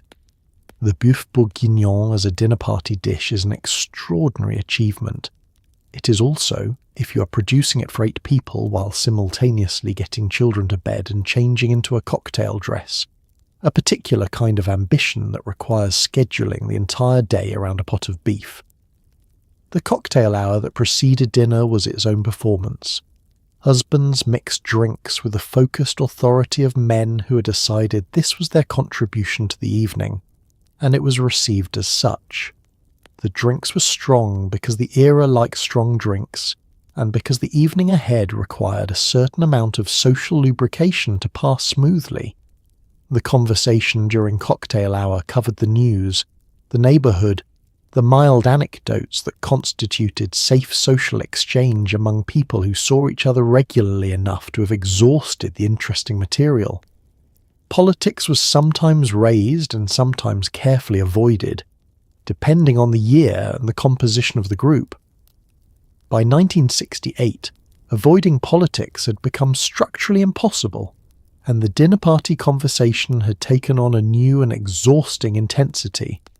The hostess, by the time dinner was served, had been cooking, cleaning, arranging, managing and performing for approximately 8 hours. She sat at the table and served the food and accepted compliments with an expression of pleasant surprise, as though it had all come together effortlessly, because that was what the performance required. The aspic held its shape. The beef was tender, the evening was a success. She would do it again in 3 weeks. In the meantime, she had the dishes, which she would do after the guests left, alone, in the kitchen, in the quiet house, still in the cocktail dress. In 1963, Betty Friedan published The Feminine Mystique, in which she described a condition she called the problem that has no name, a widespread, quiet, unspecified misery among educated American housewives that no one seemed able to diagnose properly, because no one in a position of medical authority was particularly interested in taking it seriously. The condition had in fact been given many names by the medical establishment over the preceding decade: hysteria, nervousness, anxiety neurosis, menopausal syndrome applied to women who were not menopausal. What it had not been given was a coherent understanding of its causes, which were largely structural and social, and therefore required structural and social solutions that nobody was particularly prepared to discuss. Friedan's research for the book had involved interviewing her former Smith College classmates 15 years after their graduation, and what she found was a pattern of educated women living lives that bore no relationship to the ambitions and capacities they had demonstrated in college. Women who had studied literature, economics, history, science, and who were now spending their days in houses in the suburbs managing children and appliances, with no professional outlet, no intellectual engagement proportionate to their abilities, and a pervasive sense of emptiness that they mostly described with the specific shame of people who believe they are failing at something that should be easy. The life looked correct from the outside, the life felt wrong from the inside. The gap between those two things was the problem that had no name. The medical establishment's response to this condition, when it presented in clinical settings, was largely pharmaceutical. The woman sitting in her doctor's office describing fatigue, low mood, lack of motivation, difficulty finding pleasure in her daily activities, this woman was diagnosed with depression or anxiety and offered medication. The question of whether her daily activities were themselves the problem, and whether changing the activities rather than medicating the person might constitute a more durable treatment, was not typically the direction the consultation took. The clinical framework of the era was not equipped to diagnose a social structure as the pathogen. It was equipped to treat the individual presenting the symptoms, and so it did. The Feminine Mystique was a bestseller and a cultural event, and the backlash to it was immediate and illuminating. Critics argued that Friedan was describing a small, privileged subset of women: the college-educated, the suburban, the economically comfortable, and ignoring the majority of women who worked outside the home out of financial necessity, and who would have found the luxury of the housewife's dissatisfaction difficult to sympathise with. This criticism was partly fair and partly a mechanism for dismissing the underlying point, which was not that the housewife's suffering was the worst suffering available, but that it was being systematically denied and medicated rather than understood and addressed. The decade ended with women's consciousness-raising groups forming across the country, small gatherings in living rooms where women compared notes on their experiences and discovered, often with the specific shock of recognition, that their individual problems were shared problems, which meant structural problems, which meant they were not, in fact, failing personally at something that should have been easy. They were succeeding perfectly at noticing the walls. The naming of the problem was not the solution. But you cannot address what you cannot name, and the naming was already changing things. The military draft in the 1960s was not an abstraction. It arrived in the mailbox, and it came for young men at 18, and the question of whether you went or whether you found a way not to go was one of the defining moral and logistical questions of the decade, and the answer to it depended heavily on whether your family had money, connections, a sympathetic doctor, access to a college deferment, or the willingness to flee to Canada. The men who went to Vietnam and returned, if they returned, came back to a country that was confused about how to receive them. Not the triumphant welcome of their father's generation, not the clean moral clarity of a war the country had agreed about, just a bewildered, fracturing nation that had moved on to its next crisis while they were still in the jungle. The college deferment was the most efficient mechanism by which the draft sorted young men along class lines. If you were enrolled full-time in an accredited college or university, you were temporarily exempt from the draft. This meant that the children of families who could afford college, who had always been the children of families with money, were largely protected from service during their early 20s, while men without that option were conscripted in proportions that reflected it. The demographics of who went to Vietnam in the middle years of the war are, in this light, not surprising. They are the demographics of who didn't have another option. Medical deferments were the second mechanism, and accessing them also required resources. A family doctor who understood what conditions qualified, the ability to pay for the evaluations, the social relationship with the medical system that made the process navigable. All of these correlated with income and education in ways that were visible to everyone at the time and acknowledged by almost no one in official communication. Young men without these advantages went. The ones who came back carrying wounds, physical, psychological, both, came back into a Veterans Administration system that was underfunded, understaffed, and largely unprepared for the specific clinical profile that Vietnam produced. Post-traumatic stress disorder was not yet a clinical category. When the first Vietnam veterans came home, the condition existed. The name and the diagnostic framework did not. Men who returned profoundly changed, unable to sleep, hypervigilant, struggling with intrusive memories, and a fundamental difficulty rejoining civilian life, were told in various ways that they needed to move on, that other veterans had managed, that the feelings would pass. The feelings did not always pass. The VA hospitals were full, and the resources were limited, and the cultural conversation about what these men were carrying was not happening, partly because the war itself was so contested that discussing its casualties honestly required acknowledging its costs, and the country was not, in the late 60s, in a position to do that with any consistency. They came home to airports where people sometimes called them names. They came home to a country engaged in a loud argument about the war they had fought in, an argument in which they were rarely consulted and often used as symbols by both sides. They had done what the draft required of them. The country had moved on to the next thing. The silence around what that cost them is one of the longer-running failures of the era's reckoning with itself. The American public school curriculum in the early 1960s had a very clear and very consistently applied idea about the future that awaited its female students, and it expressed this idea across home economics classes, guidance counselor meetings, standardized testing frameworks, and the casual daily assumption of every adult authority figure the girls encountered, that their primary and most important life achievement would be marriage and motherhood. This wasn't subtle. It was the stated purpose of the girls' curriculum in many school districts, available in writing, filed in administrative offices, and defended with the earnest conviction of people who genuinely believed they were preparing young women for the lives that awaited them. The fact that this preparation actively prevented many of those young women from developing the skills that would have allowed them to support themselves financially if those lives didn't materialize was considered, by the administrators in question, someone else's problem.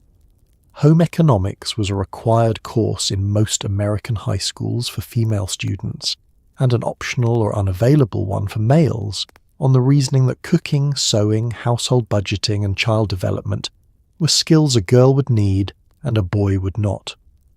The curriculum was thorough, earnest, and in many practical respects useful. Knowing how to budget, sew a straight seam, and plan a nutritionally balanced meal are not useless skills.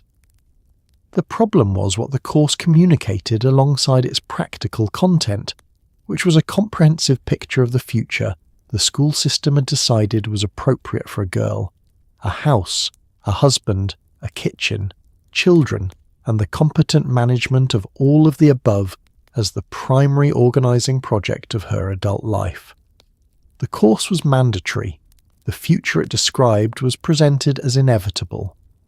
Meanwhile, across the hall, boys were taking shop class, where they learned to work with tools, build things, understand mechanical systems, skills that mapped directly onto a labour market and a self-sufficiency that home economics did not.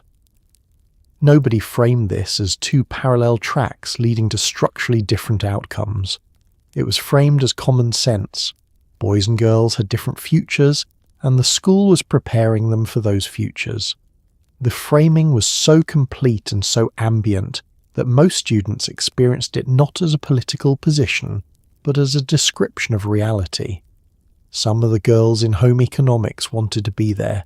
Some of the boys in shop class wanted to be in home economics. The curriculum did not have a great deal of flexibility for either group. The guidance counsellor occupied a particularly interesting position in this system. Ostensibly present to help students navigate their futures, the guidance counsellor in practice often served as a gatekeeper, directing students toward futures consistent with social expectations rather than individual aptitude. A girl who scored well on mathematics and expressed interest in engineering was not typically pointed toward engineering programs. She was pointed toward teaching, which also used mathematics, and which was considered a suitable profession for a woman because it was organised around children and could be paused for marriage and resumed afterward, in theory. A girl who wanted to be a doctor was sometimes redirected toward nursing, on the grounds that it was more realistic. The realism in question was social rather than academic. What the school produced, efficiently and at scale, was a generation of girls who had been educated to the edge of their potential and then redirected. The redirection was warm, practical, presented as care. It felt from the inside like guidance. What it was structurally was a sorting mechanism, operating with the quiet confidence of a system that has never been required to question its own assumptions. The girls graduated and married, and many of them were happy, and many of them spent the rest of their lives with a vague, persistent sense that something had not been quite right about the road they had been sent down, without ever having been given the vocabulary to name what it was. The counterculture of the mid to late 1960s has been described as a revolution, and in some meaningful ways it was. But it was also, in practice, a scene with its own hierarchies, its own double standards, and its own distinctly familiar ways of distributing freedom unequally. The sexual revolution liberated men somewhat more than it liberated women. The communes that promised equality often found their female members doing the cooking. The rock bands who sang about freedom had female fans, but not generally female band members. The ideology was genuine, and the music was extraordinary, and the politics were in many cases correct. And also, women in the counterculture were frequently expected to be sexually available, domestically useful, and quiet about any frustrations arising from the gap between the movement's stated values and its operational realities. The free love philosophy, which was the counterculture's position on sexual freedom, was a genuine ideological position, and also one that operated very differently depending on your gender. For men, free love meant the availability of sexual partners without the traditional requirements of commitment, courtship, or marriage. For women, free love meant the social pressure to be sexually available without the traditional protections that commitment, courtship, and marriage had previously provided inadequate and often oppressive protections, but protections nonetheless. The pill had arrived in 1960, and its arrival was genuinely revolutionary for women's autonomy over their reproductive lives. In the counterculture, it also had the practical effect of removing a woman's ability to decline sex on the grounds of pregnancy risk, which had been, for better and worse, one of the few socially acceptable grounds available. The liberation and the pressure arrived in the same package, and sorting one from the other required a political clarity that the era's dominant narrative actively discouraged. The communes of the late 60s, the intentional communities that formed in rural California, Vermont, New Mexico, and elsewhere around the vision of a new social order built on cooperation, shared resources, and rejection of mainstream values, produced some extraordinary experiments and some very ordinary gender dynamics. The domestic labour in communes was, in documented accounts from participants, frequently divided along traditional lines with ideological justification. Women cooked and cleaned because they were more nurturing, or because the community's spiritual framework described caregiving as a feminine principle, or simply because the men had decided to spend the day doing something else, and nobody had yet developed the communal process for addressing the imbalance. The language of the commune was equality. The practice was a farmhouse with a dirty kitchen and a very clear understanding of whose job it was. Rock music is perhaps the most visible case study. The music of the 1960s counterculture celebrated freedom, authenticity, resistance to authority, and the liberation of the self, themes articulated overwhelmingly by male artists performing for audiences that were significantly female. The women in the story were muses, groupies, girlfriends, inspirations for songs, present in the music as objects of desire and absence in the industry as participants with power. Janis Joplin was a genuine exception, and was treated as one, with the specific combination of admiration and destructive pressure that exceptional women in male-dominated spaces often receive. The counterculture critiqued the mainstream's treatment of women in theory, and replicated significant portions of it in practice, with the additional feature that pointing this out was considered, by many of its participants, a distraction from the real issues. Modern medicine in the 1960s was in the middle of a genuinely remarkable period of development. New drugs, new procedures, new understanding of disease at the cellular level, and also in the middle of practices that a present-day patient would find so alarming as to be barely believable. Informed consent, as a legal and ethical standard, was still in its early stages.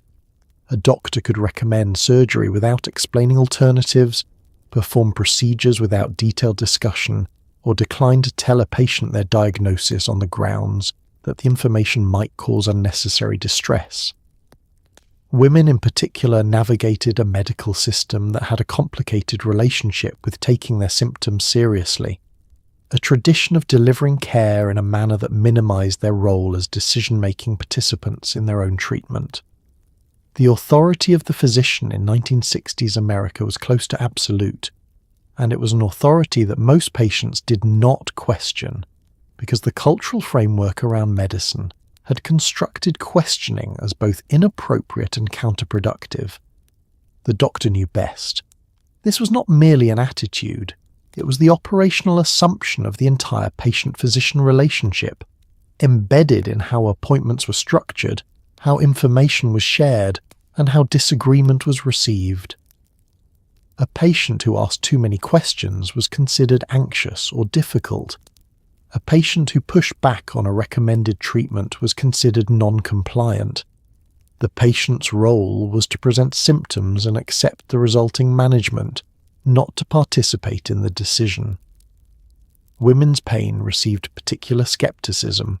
The clinical pattern, now well documented in retrospective studies, by which women's reports of pain were more frequently attributed to psychological rather than physical causes, were more frequently dismissed, and required longer periods of presentation before resulting in diagnosis, was not a new feature of medicine in the 1960s.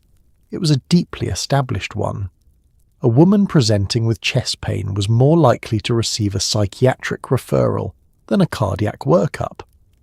A woman describing chronic abdominal pain was more likely to be told she was anxious than investigated for the conditions that were eventually found. Hysteria, the clinical category that had been used for centuries to organize symptoms in women that physicians couldn't otherwise explain, was formally falling out of favor in this decade, but its functional legacy remained in the clinical habits of a profession trained in its assumptions. Childbirth was managed in this era in ways that are now recognized as unnecessarily medicalized and in some cases actively harmful.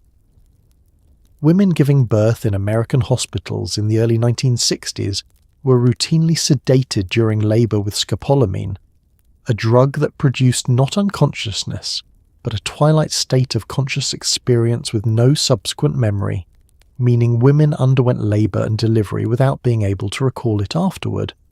The drug was called twilight sleep, and it had been marketed since the early 20th century as a gift to women, the removal of the memory of pain. The women who received it were strapped to their beds during delivery because the drug also caused them to thrash and call out, and this was considered by the medical staff managing it a management issue rather than an indication that the approach required rethinking. The patient rights movement that emerged in the late 60s and early 70s, the push for informed consent, for patients' access to their own medical records, for the right to refuse treatment, for the acknowledgement that the patient was a participant rather than a subject, was a direct response to the specific documented failures of this system. It was also arriving for the patients of the 1960s considerably after the procedures had already been performed. The image of the 1960s housewife as a woman of enviable leisure, days of gentle domestic pleasantness, a little shopping, a little cleaning, a warm dinner ready at 6, has been so comprehensively examined and refuted at this point that one might assume everyone knows better. And yet the myth persists, probably because it was constructed so elaborately and marketed so aggressively that it lodged somewhere permanent in the cultural memory. The reality was a workday that began before the family woke up and ended after it went to sleep, consisting of labour that was physically demanding, entirely unpaid, socially invisible, and constructed as an expression of love rather than work, a framing designed to make it very difficult to complain about without seeming, in some fundamental way, like a bad wife and mother. Sociologist Anne Oakley's research in the early 70s, drawing on the experiences of women who'd spent the 60s as full-time housewives, found that the average work week for a housewife was 77 hours. 77 hours. The standard full-time work week was 40. The difference of 37 hours was not leisure. It was laundry and meal preparation and grocery shopping and child supervision and household maintenance and the 1,000 small organisational tasks that kept a family's daily life functioning at the level of smoothness that everyone around the housewife took for granted because she had made it invisible. The invisibility was, in a particular way, her professional achievement.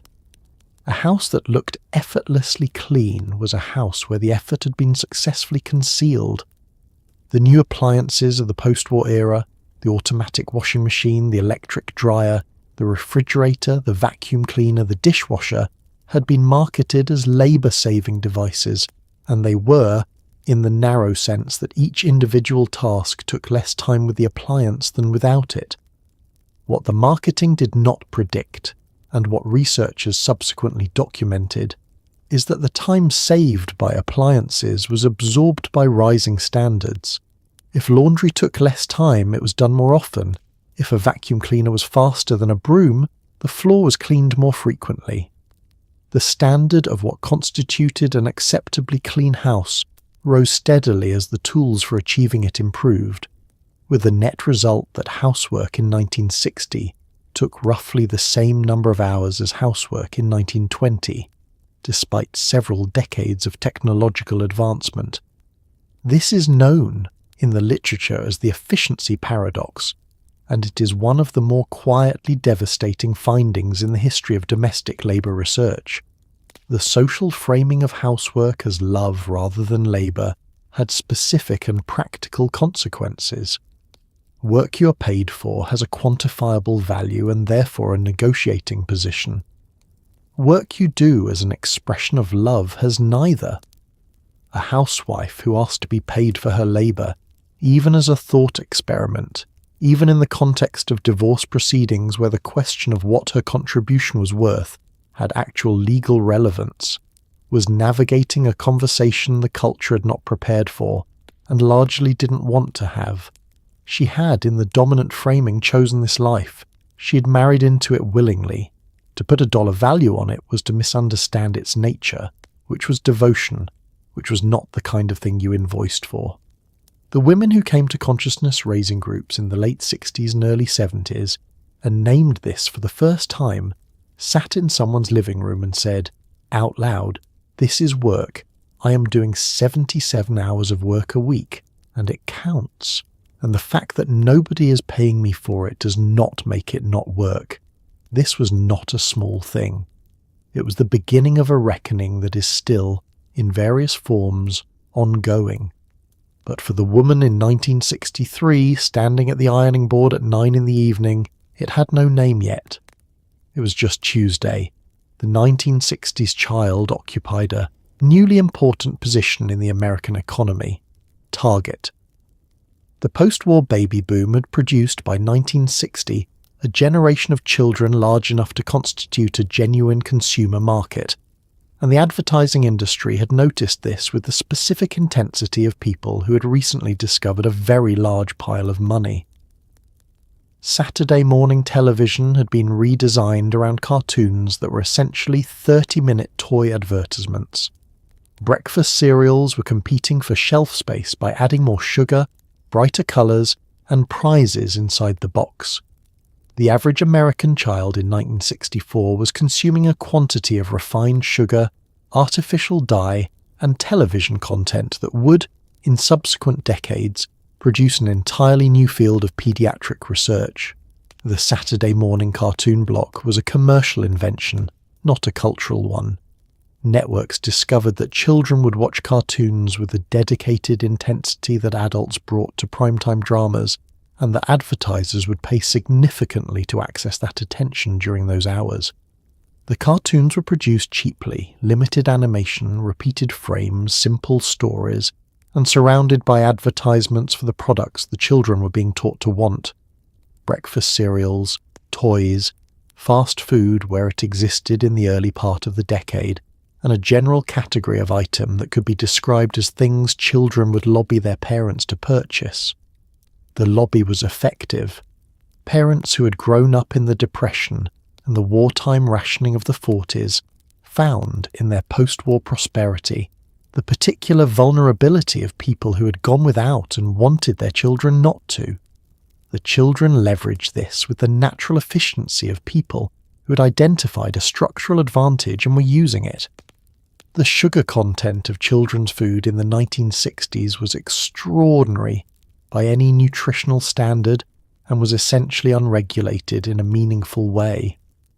Cereals that contained more sugar than a frosted donut were marketed as part of a nutritious breakfast, a claim that was technically defensible if the nutritious breakfast in question also contained other food that was not the cereal. The mascots, Tony the Tiger, Captain Crunch, Count Chocula, Toucan Sam, were developed with the psychological sophistication of major advertising campaigns. Because they were major advertising campaigns, children formed relationships with these characters that the brands cultivated deliberately and profitably. Brand loyalty established in childhood is extraordinarily durable. The cereal companies of the 1960s were making investments in customers they would retain for 50 years. Television's effect on children in this era was a subject of serious academic concern by the mid-60s, though the research was still in its early stages and the conclusions were contested.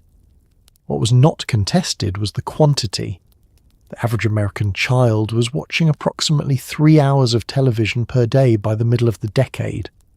The content they were watching was predominantly American, predominantly white, and organized around a set of values and social assumptions that were embedded in every program, in who the protagonists were, in how problems were resolved, in what kinds of families existed and what kinds of lives were worth depicting.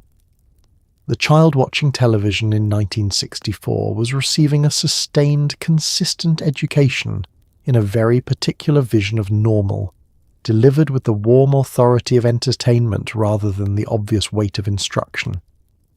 It was the most effective curriculum the decade produced, and nobody had designed it with education in mind. Commercial aviation in the 1960s was marketed as one of the defining pleasures of modern life, a mode of transport so sophisticated and so civilized that the act of boarding a plane was presented as something close to an event. Passengers dressed for flights the way they dressed for dinner. Airlines competed not merely on routes and prices, but on the elegance of the cabin experience, the quality of the food, the attractiveness of the crew. And underneath all of this, planes with incomplete safety systems, regulations that were still being written in response to disasters that had already happened, pressurization dynamics whose long-term physiological effects were not well understood, and an industry so new that the people running it were, in some genuine sense, making it up as they went. The jet age arrived commercially in the late 1950s, and the speed with which it transformed aviation was not matched by a corresponding speed in safety infrastructure. The Boeing 707 and the Douglas DC-8 were extraordinary machines that moved passengers across continents in hours rather than days, and they also had collision avoidance systems that were, by current standards, essentially non-existent. Mid-air collisions, the kind that happen when two aircraft in uncontrolled airspace fail to see each other until the moment of impact, were a known and recurring hazard. The Grand Canyon mid-air collision of 1956, in which two airliners collided over the canyon, while both flying under visual flight rules with no radar separation, killed all 128 people aboard and directly resulted in the creation of the Federal Aviation Administration in '58. The FAA was new enough in 1960 that it was still writing the rules it was supposed to be enforcing. Hijacking entered the commercial aviation landscape in this decade with a frequency that is startling from a contemporary vantage point. Between 1961 and 1972, more than 150 hijacking attempts occurred on American commercial flights, many of them demands for diversion to Cuba being 90 miles from Florida, and recently, as of the Bay of Pigs, politically complicated enough that hijacking to Havana had become a viable threat. The security response to this was, by modern standards, almost entirely absent. There were no metal detectors at airport gates until 1973. Passengers boarded commercial flights in 1968 with no screening of their carry-on items and essentially no verification of their identity. The security protocol for hijacking during most of the 60s was to comply with the hijacker's demands and land safely, which was considered, by the airlines, a satisfactory outcome. The food served in first class on major carriers in the 1960s was genuinely excellent by any measure. Full meals, proper cutlery, wine service, hot on trays prepared in galley kitchens and served on real plates by uniformed attendants. This is documented and not exaggerated. The airlines competed on food quality with the seriousness of restaurants. Economy class received a lesser but still respectable version of the same service. The experience of flying in this era, for passengers who could afford it, was comfortable in ways that contemporary commercial aviation largely is not. The seat pitch, the distance between rows was wider, the cabin was quieter, the air was better circulated. None of this addressed the fundamental question of what happened if the plane went down, the answer to which, in the 1960s, was that your odds were considerably worse than they are today, and nobody at the gate was required to tell you that. In 1962, Rachel Carson published Silent Spring, a book documenting the systematic poisoning of the American landscape through the widespread use of pesticides, and the response from the chemical industry was swift, coordinated, and designed to destroy her credibility rather than engage with her evidence. This is because the evidence was correct. The American environment in the early 1960s was absorbing quantities of DDT, industrial runoff, leaded gasoline exhaust and municipal waste that would, decades later, produce cleanup projects so expensive and so complex that some are still ongoing. Rivers in the industrial Midwest were so chemically saturated that several of them actually caught fire. This was reported in the news and then largely forgotten until the same rivers caught fire again. The Cuyahoga River in Cleveland caught fire in 1952, and again in 59, and again in 69, which is the fire that most people remember because by 69 there was a broader cultural context for the outrage it produced. The river was burning because it was full of industrial waste, oil, chemicals, debris, discharged directly into the water by the factories lining its banks, under permits that were either inadequate or unenforced or both. The Cuyahoga was not unusual. It was the most documented example of a phenomenon that was widespread across the industrial Midwest. Rivers being used as industrial disposal systems by companies that had determined this was the cheapest available option, and that the regulatory environment of the era largely confirmed their assessment. Carson's Silent Spring described the DDT contamination of the food chain in terms that were accessible, scientifically grounded, and alarming. The book's central argument, that a chemical applied to agricultural fields accumulated through the food chain, concentrating in apex predators, including bald eagles whose eggshells thinned to the point that their eggs broke before hatching, was correct, was supported by evidence, and was directly contrary to the interest of the chemical industry that had built a significant business around DDT.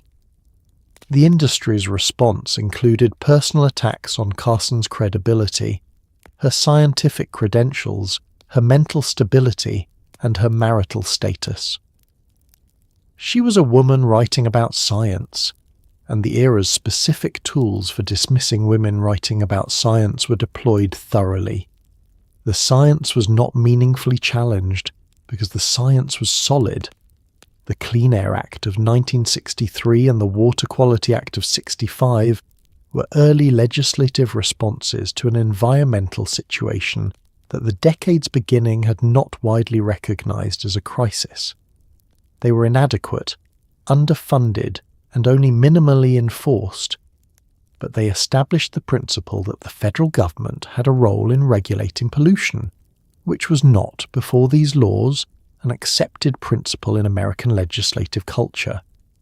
The industries that had been discharging freely for decades opposed the legislation with the organized vigor of entities that had calculated exactly how much the freedom to pollute was worth to them. The calculation was correct. The opposition was effective at slowing implementation. The rivers continued to burn. The Environmental Protection Agency was not created until 1970. DDT was not banned in the United States until 1972. Leaded gasoline was not phased out until the 1980s. The decade of the 1960s began the conversation that produced these changes, largely because the evidence had become impossible to ignore, even by the standards of a culture that was doing its best to ignore it. Rachel Carson died of cancer in 1964, 2 years after Silent Spring was published, having spent those 2 years defending her work against an industry that preferred the rivers burning to the alternative. Suburban life in the 1960s operated on a system of social enforcement so thorough and so ambient that most people who lived inside it didn't experience it as enforcement, they experienced it as community. Your neighbours knew your business because neighbourhoods were designed for proximity, and because privacy, in the sense of genuine freedom from social observation, was not really available at the price point of a 3-bedroom ranch house in a planned development. People who deviated from the expected pattern of behaviour, who drank too much or not enough, who had visitors at unusual hours, who dressed unusually, who seemed in any way not to be participating in the expected performance of contentment, were subject to a social pressure that could range from mild conversational interest to active campaign and, in some cases, formal complaint. The architecture of the post-war suburb made observation easy and avoidance difficult. Houses on small lots, front yards visible from the street, driveways in plain sight, picture windows looking into living rooms that were illuminated at night for the inspection of anyone passing. You knew when your neighbour left for work and when he came home. You knew when their car didn't move for 2 days. You knew who visited, approximately how often, and whether the visitors were the kind of visitors that required explanation. This knowledge was not sought so much as unavoidable, and the culture had developed sophisticated mechanisms for converting unavoidable knowledge into social capital. The gossip network of the 1960s suburb was female-operated, highly efficient, and frequently consequential.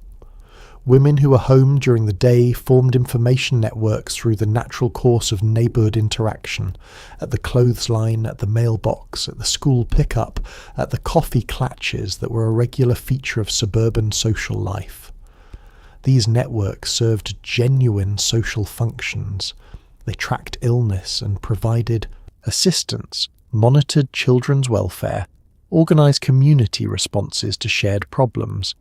They also tracked deviation, and the tracking of deviation served the enforcement of norms with a consistency that no official institution could have matched. Being gay in the 1960s suburb was a specific and serious danger.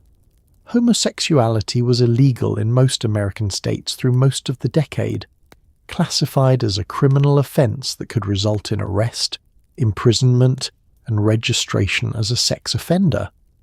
The Stonewall Uprising of 1969 is generally considered the beginning of the modern gay rights movement, which means it is also a marker of everything that preceded it: the decades of criminalization, the psychiatric pathologization, the police raids, the enforced invisibility.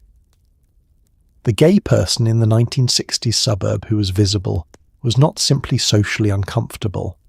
They were at genuine legal risk, and the neighbourhood gossip network was, in this context, a surveillance system with real enforcement consequences. The conformity pressure was not all violent or overtly punitive. Most of it was the quiet, consistent social friction of a community that had a clear picture of what normal looked like, and gently, persistently communicated that picture to anyone who seemed to be colouring outside its lines. It was in the slight pause before someone responded to something you said. It was in the invitation you didn't receive, and the explanation you weren't given. It was in the way the neighbourhood oriented toward you when something was slightly off, not with hostility exactly, but with the attentive, concerned, slightly predatory interest of a community that had decided your situation was its business. The suburb called this caring. From inside the deviation, it felt like something else. The 1960s are remembered as a period of economic expansion, and by many measures they were: GDP growth, rising wages, consumer spending, the spread of home ownership into the middle class. What this framing tends to obscure is that the prosperity was distributed in specific directions and not others, and that the experience of poverty in 1960 America was simultaneously invisible to its prosperous neighbours and grinding in its specific daily texture. Michael Harrington published The Other America in 1962, arguing that tens of millions of Americans were living in poverty that the mainstream culture had organised itself not to see. Lyndon Johnson's War on Poverty, launched in 1964, acknowledged the problem acknowledged being acknowledged and continued. Harrington's central argument was that American poverty in the early 60s had become structurally invisible in a way that previous American poverty had not been. The poverty of the 1930s had been visible in breadlines and Hoovervilles, in the faces of the Dust Bowl migrants photographed by Dorothea Lange and published in mainstream magazines. The poverty of the 1960s was hidden in rural hollows in Appalachia, in urban neighbourhoods that the post-war suburban exodus had left behind, in migrant farm worker camps in California that the consumers of the produce never saw. The prosperous Americans of the era drove on highways that bypassed rather than through the places where poverty lived. Their television sets showed them a version of America that confirmed what they already believed about their country's fundamental health. The Other America was not on the schedule. The mechanics of poverty in this era were specific and self-reinforcing in ways that the War on Poverty's architects understood incompletely. Without a car, you could not reach the jobs that had moved to the suburbs with the companies that employed them. Without the jobs, you could not afford the car. Without a telephone, you could not be called for an interview. Without the interview, you could not get the job that would have paid for the telephone. Without a fixed address, you could not receive mail, could not register for services, could not establish the paper identity that bureaucratic institutions required before they would help you. The systems designed to assist people in poverty were organized around assumptions of stability that the people in poverty did not have. The applications required documentation the applicants didn't possess. The offices were open during hours the applicants couldn't access. The process assumed a level of administrative capacity that chronic material deprivation had not left intact. The Great Society programs of the mid-60s, Medicare, Medicaid, the Elementary and Secondary Education Act, food stamps, Head Start, were genuine attempts to address structural poverty and produced real improvements in specific areas. Child poverty rates fell through the late 60s and into the 70s. Health outcomes for elderly Americans improved markedly with Medicare. Head Start provided early childhood education to children who would not otherwise have received it, with measurable long-term results. These were not nothing. They were also not the war on poverty's original ambition, which had been more comprehensive and was progressively scaled back as Vietnam consumed the federal budget and the political will for domestic transformation contracted. The people in poverty in 1960 America were, in the dominant cultural narrative of the era, largely absent. They appeared occasionally in documentary photography, in the reports of government commissions, in the speeches of politicians visiting Appalachian coal towns for the cameras. Then the cameras left, and the dinner party conversation turned to other things, and the other America went back to being other. Let's talk about the Miss America pageant, which in the 1960s was not a niche entertainment event or a cultural curiosity. It was one of the most watched television broadcasts in the country, pulling audiences that competed with the World Series, and it was understood by a significant portion of the American public as something more than a competition. It was a taxonomy, a ranked, televised, nationally endorsed answer to the question of what a woman should be, delivered annually in Atlantic City by a panel of judges who evaluated contestants on evening gown presentation, swimsuit appearance, and a talent segment that had the specific energy of something included to make the whole enterprise feel respectable. The winner received a scholarship, a crown, and a year of public appearances during which she was required to maintain the crown's dignity, which was a contractual obligation, which tells you something about the nature of the dignity in question. The pageant format had been running since 1921, but its television era, which began in 1954, transformed it into a genuinely national institution. By the early 60s, the Miss America broadcast was appointment viewing, and the women who competed for state titles were doing so with the seriousness of professional athletes pursuing a qualifying tournament. The preparation involved coaching in walk, speech, interview technique, and the specific performance of personality that judges rewarded. A warmth that was neither too intense nor too restrained, an ambition that was audible but not threatening, an intelligence that was present but carefully managed. The ideal Miss America was smart enough to be interesting, and careful enough not to be alarming. This was considered a reasonable standard. The swimsuit competition is worth dwelling on for a moment, because it was the segment that the pageant's defenders most consistently justified and its critics most consistently cited, and both sides were responding to the same thing. Women in swimsuits, on a national stage, being scored by judges on their physical presentation, with the scores contributing to the selection of a woman who would then represent American womanhood to the country and the world. The pageant's position was that physical fitness was part of the overall assessment of a contestant's presentation. The critics' position was that this was a cattle auction with better lighting and a more patriotic soundtrack.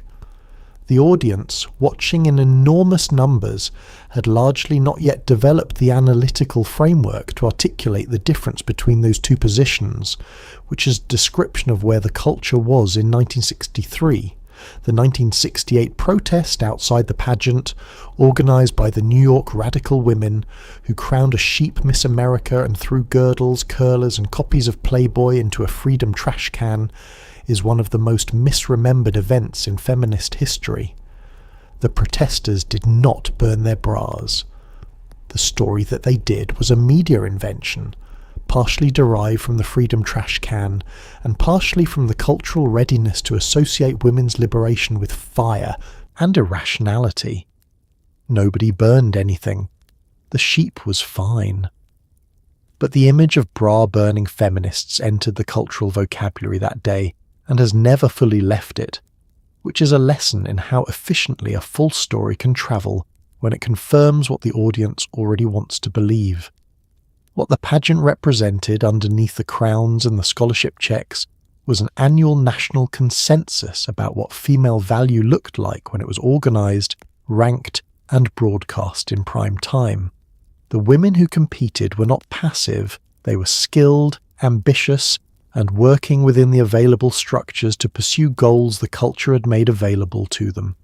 The structure itself is the subject, and the structure said, with the warm authority of a nationally televised tradition, here is what a woman is for, and here is the score. There is a particular kind of confidence that belongs to a decade that has just discovered penicillin, and the 1960s had it completely. Modern pharmacology had, in the space of 2 decades, produced antibiotics that eliminated previously fatal infections, vaccines that were ending polio, antihypertensives that managed conditions that had previously killed people in their 50s, and a general atmosphere of pharmaceutical optimism so complete that the question of what a new drug might do to a patient over the long term was, in many cases, genuinely considered less important than the question of what it could do for them right now. This confidence was not entirely unjustified. It was also not entirely safe. The thalidomide disaster demonstrated exactly where it broke. Thalidomide was developed in West Germany in the mid-1950s and was prescribed across Europe, Canada, and Australia as a sedative and treatment for morning sickness in pregnant women. It was presented as safe, effective, and mild. A reasonable option for the nausea that made the first trimester of pregnancy so difficult. It was, for the women who were not pregnant, relatively benign. For the fetuses they were carrying, it was catastrophic.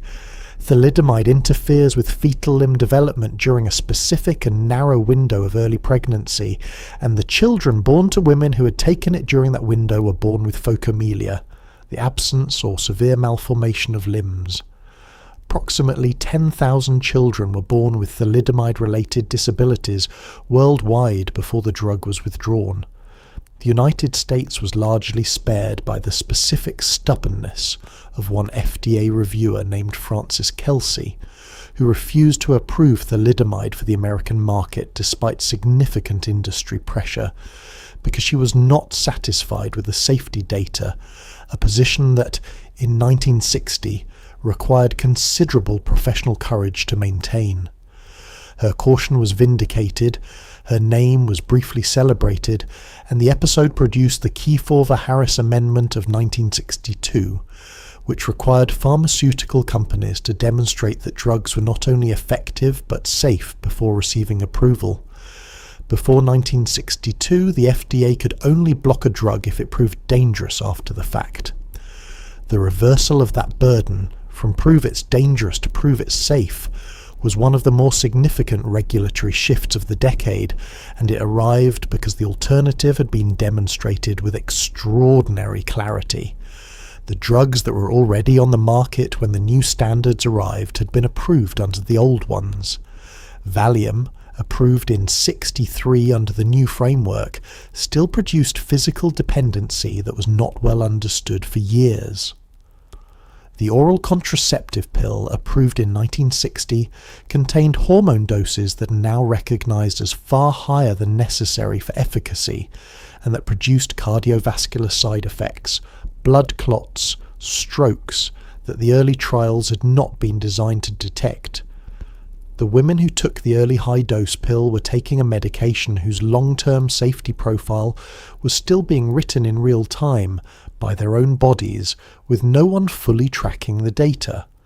The pharmaceutical decade produced genuine miracles and genuine harm in proportions that the era was not always equipped to distinguish between, partly because the optimism of the moment made caution feel like ingratitude, and partly because the regulatory infrastructure for distinguishing between them was itself still being built.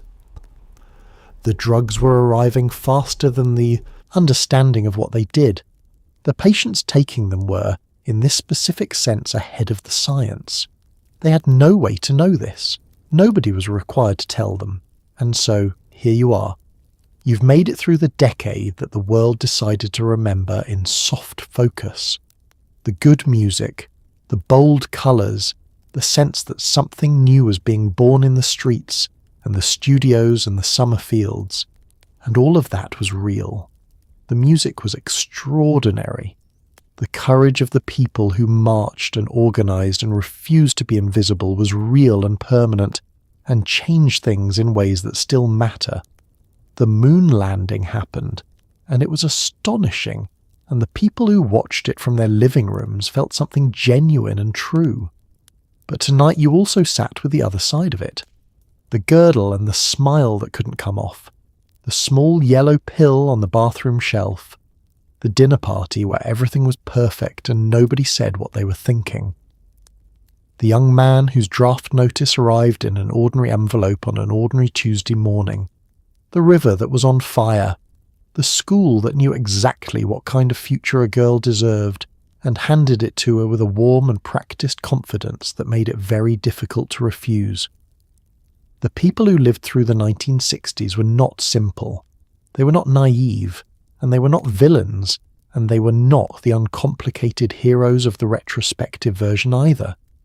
They were people doing what people always do, navigating the structures they were born into, making the choices available to them, occasionally seeing the walls clearly and occasionally mistaking the walls for the natural shape of the world. They were tired and hopeful, and sometimes medicated, and sometimes afraid, and they kept going because keeping going was what the day required, and the next day after that. The women who wore the girdles also raised children who didn't. The housewives who had no name for their frustration raised daughters who eventually found one. The young men who came back from Vietnam, changed by what they'd seen, became, in time, the voices that changed how the country thought about what it asked of its soldiers. Change moved slowly, and then all at once, and then slowly again, and the people living inside it couldn't always see which phase they were in. What you can take from tonight is not despair at everything that was wrong with a decade that looked so right. What you can take is something quieter and more durable than that. The people who lived through the 1960s, in the suburbs and the communes, in the hospital rooms and the draft offices and the dinner parties and the marches, they were doing their best inside the available information. And some of them were doing something more than that. Some of them were looking at the available information and deciding it wasn't enough, and asking for more, and refusing to stop asking. That is the part worth remembering as you drift towards sleep tonight. Not the glamour, and not the horror, but the stubborn, ordinary human insistence on seeing things more clearly than the era made comfortable. The willingness to say, this is not quite right. The willingness to keep saying it until someone listened. The 1960s are over. The work they started is not. But that is a thought for the morning. For now, let the music play softly somewhere in the back of your mind. The real music. The good music. The kind that still sounds like something true. Let your body settle into the bed that is far more comfortable than anything a 1960 housewife ever lay down on after a 77-hour week. Let your breath slow. You know things now that the decade didn't know about itself. That's not nothing. That's everything. Good night.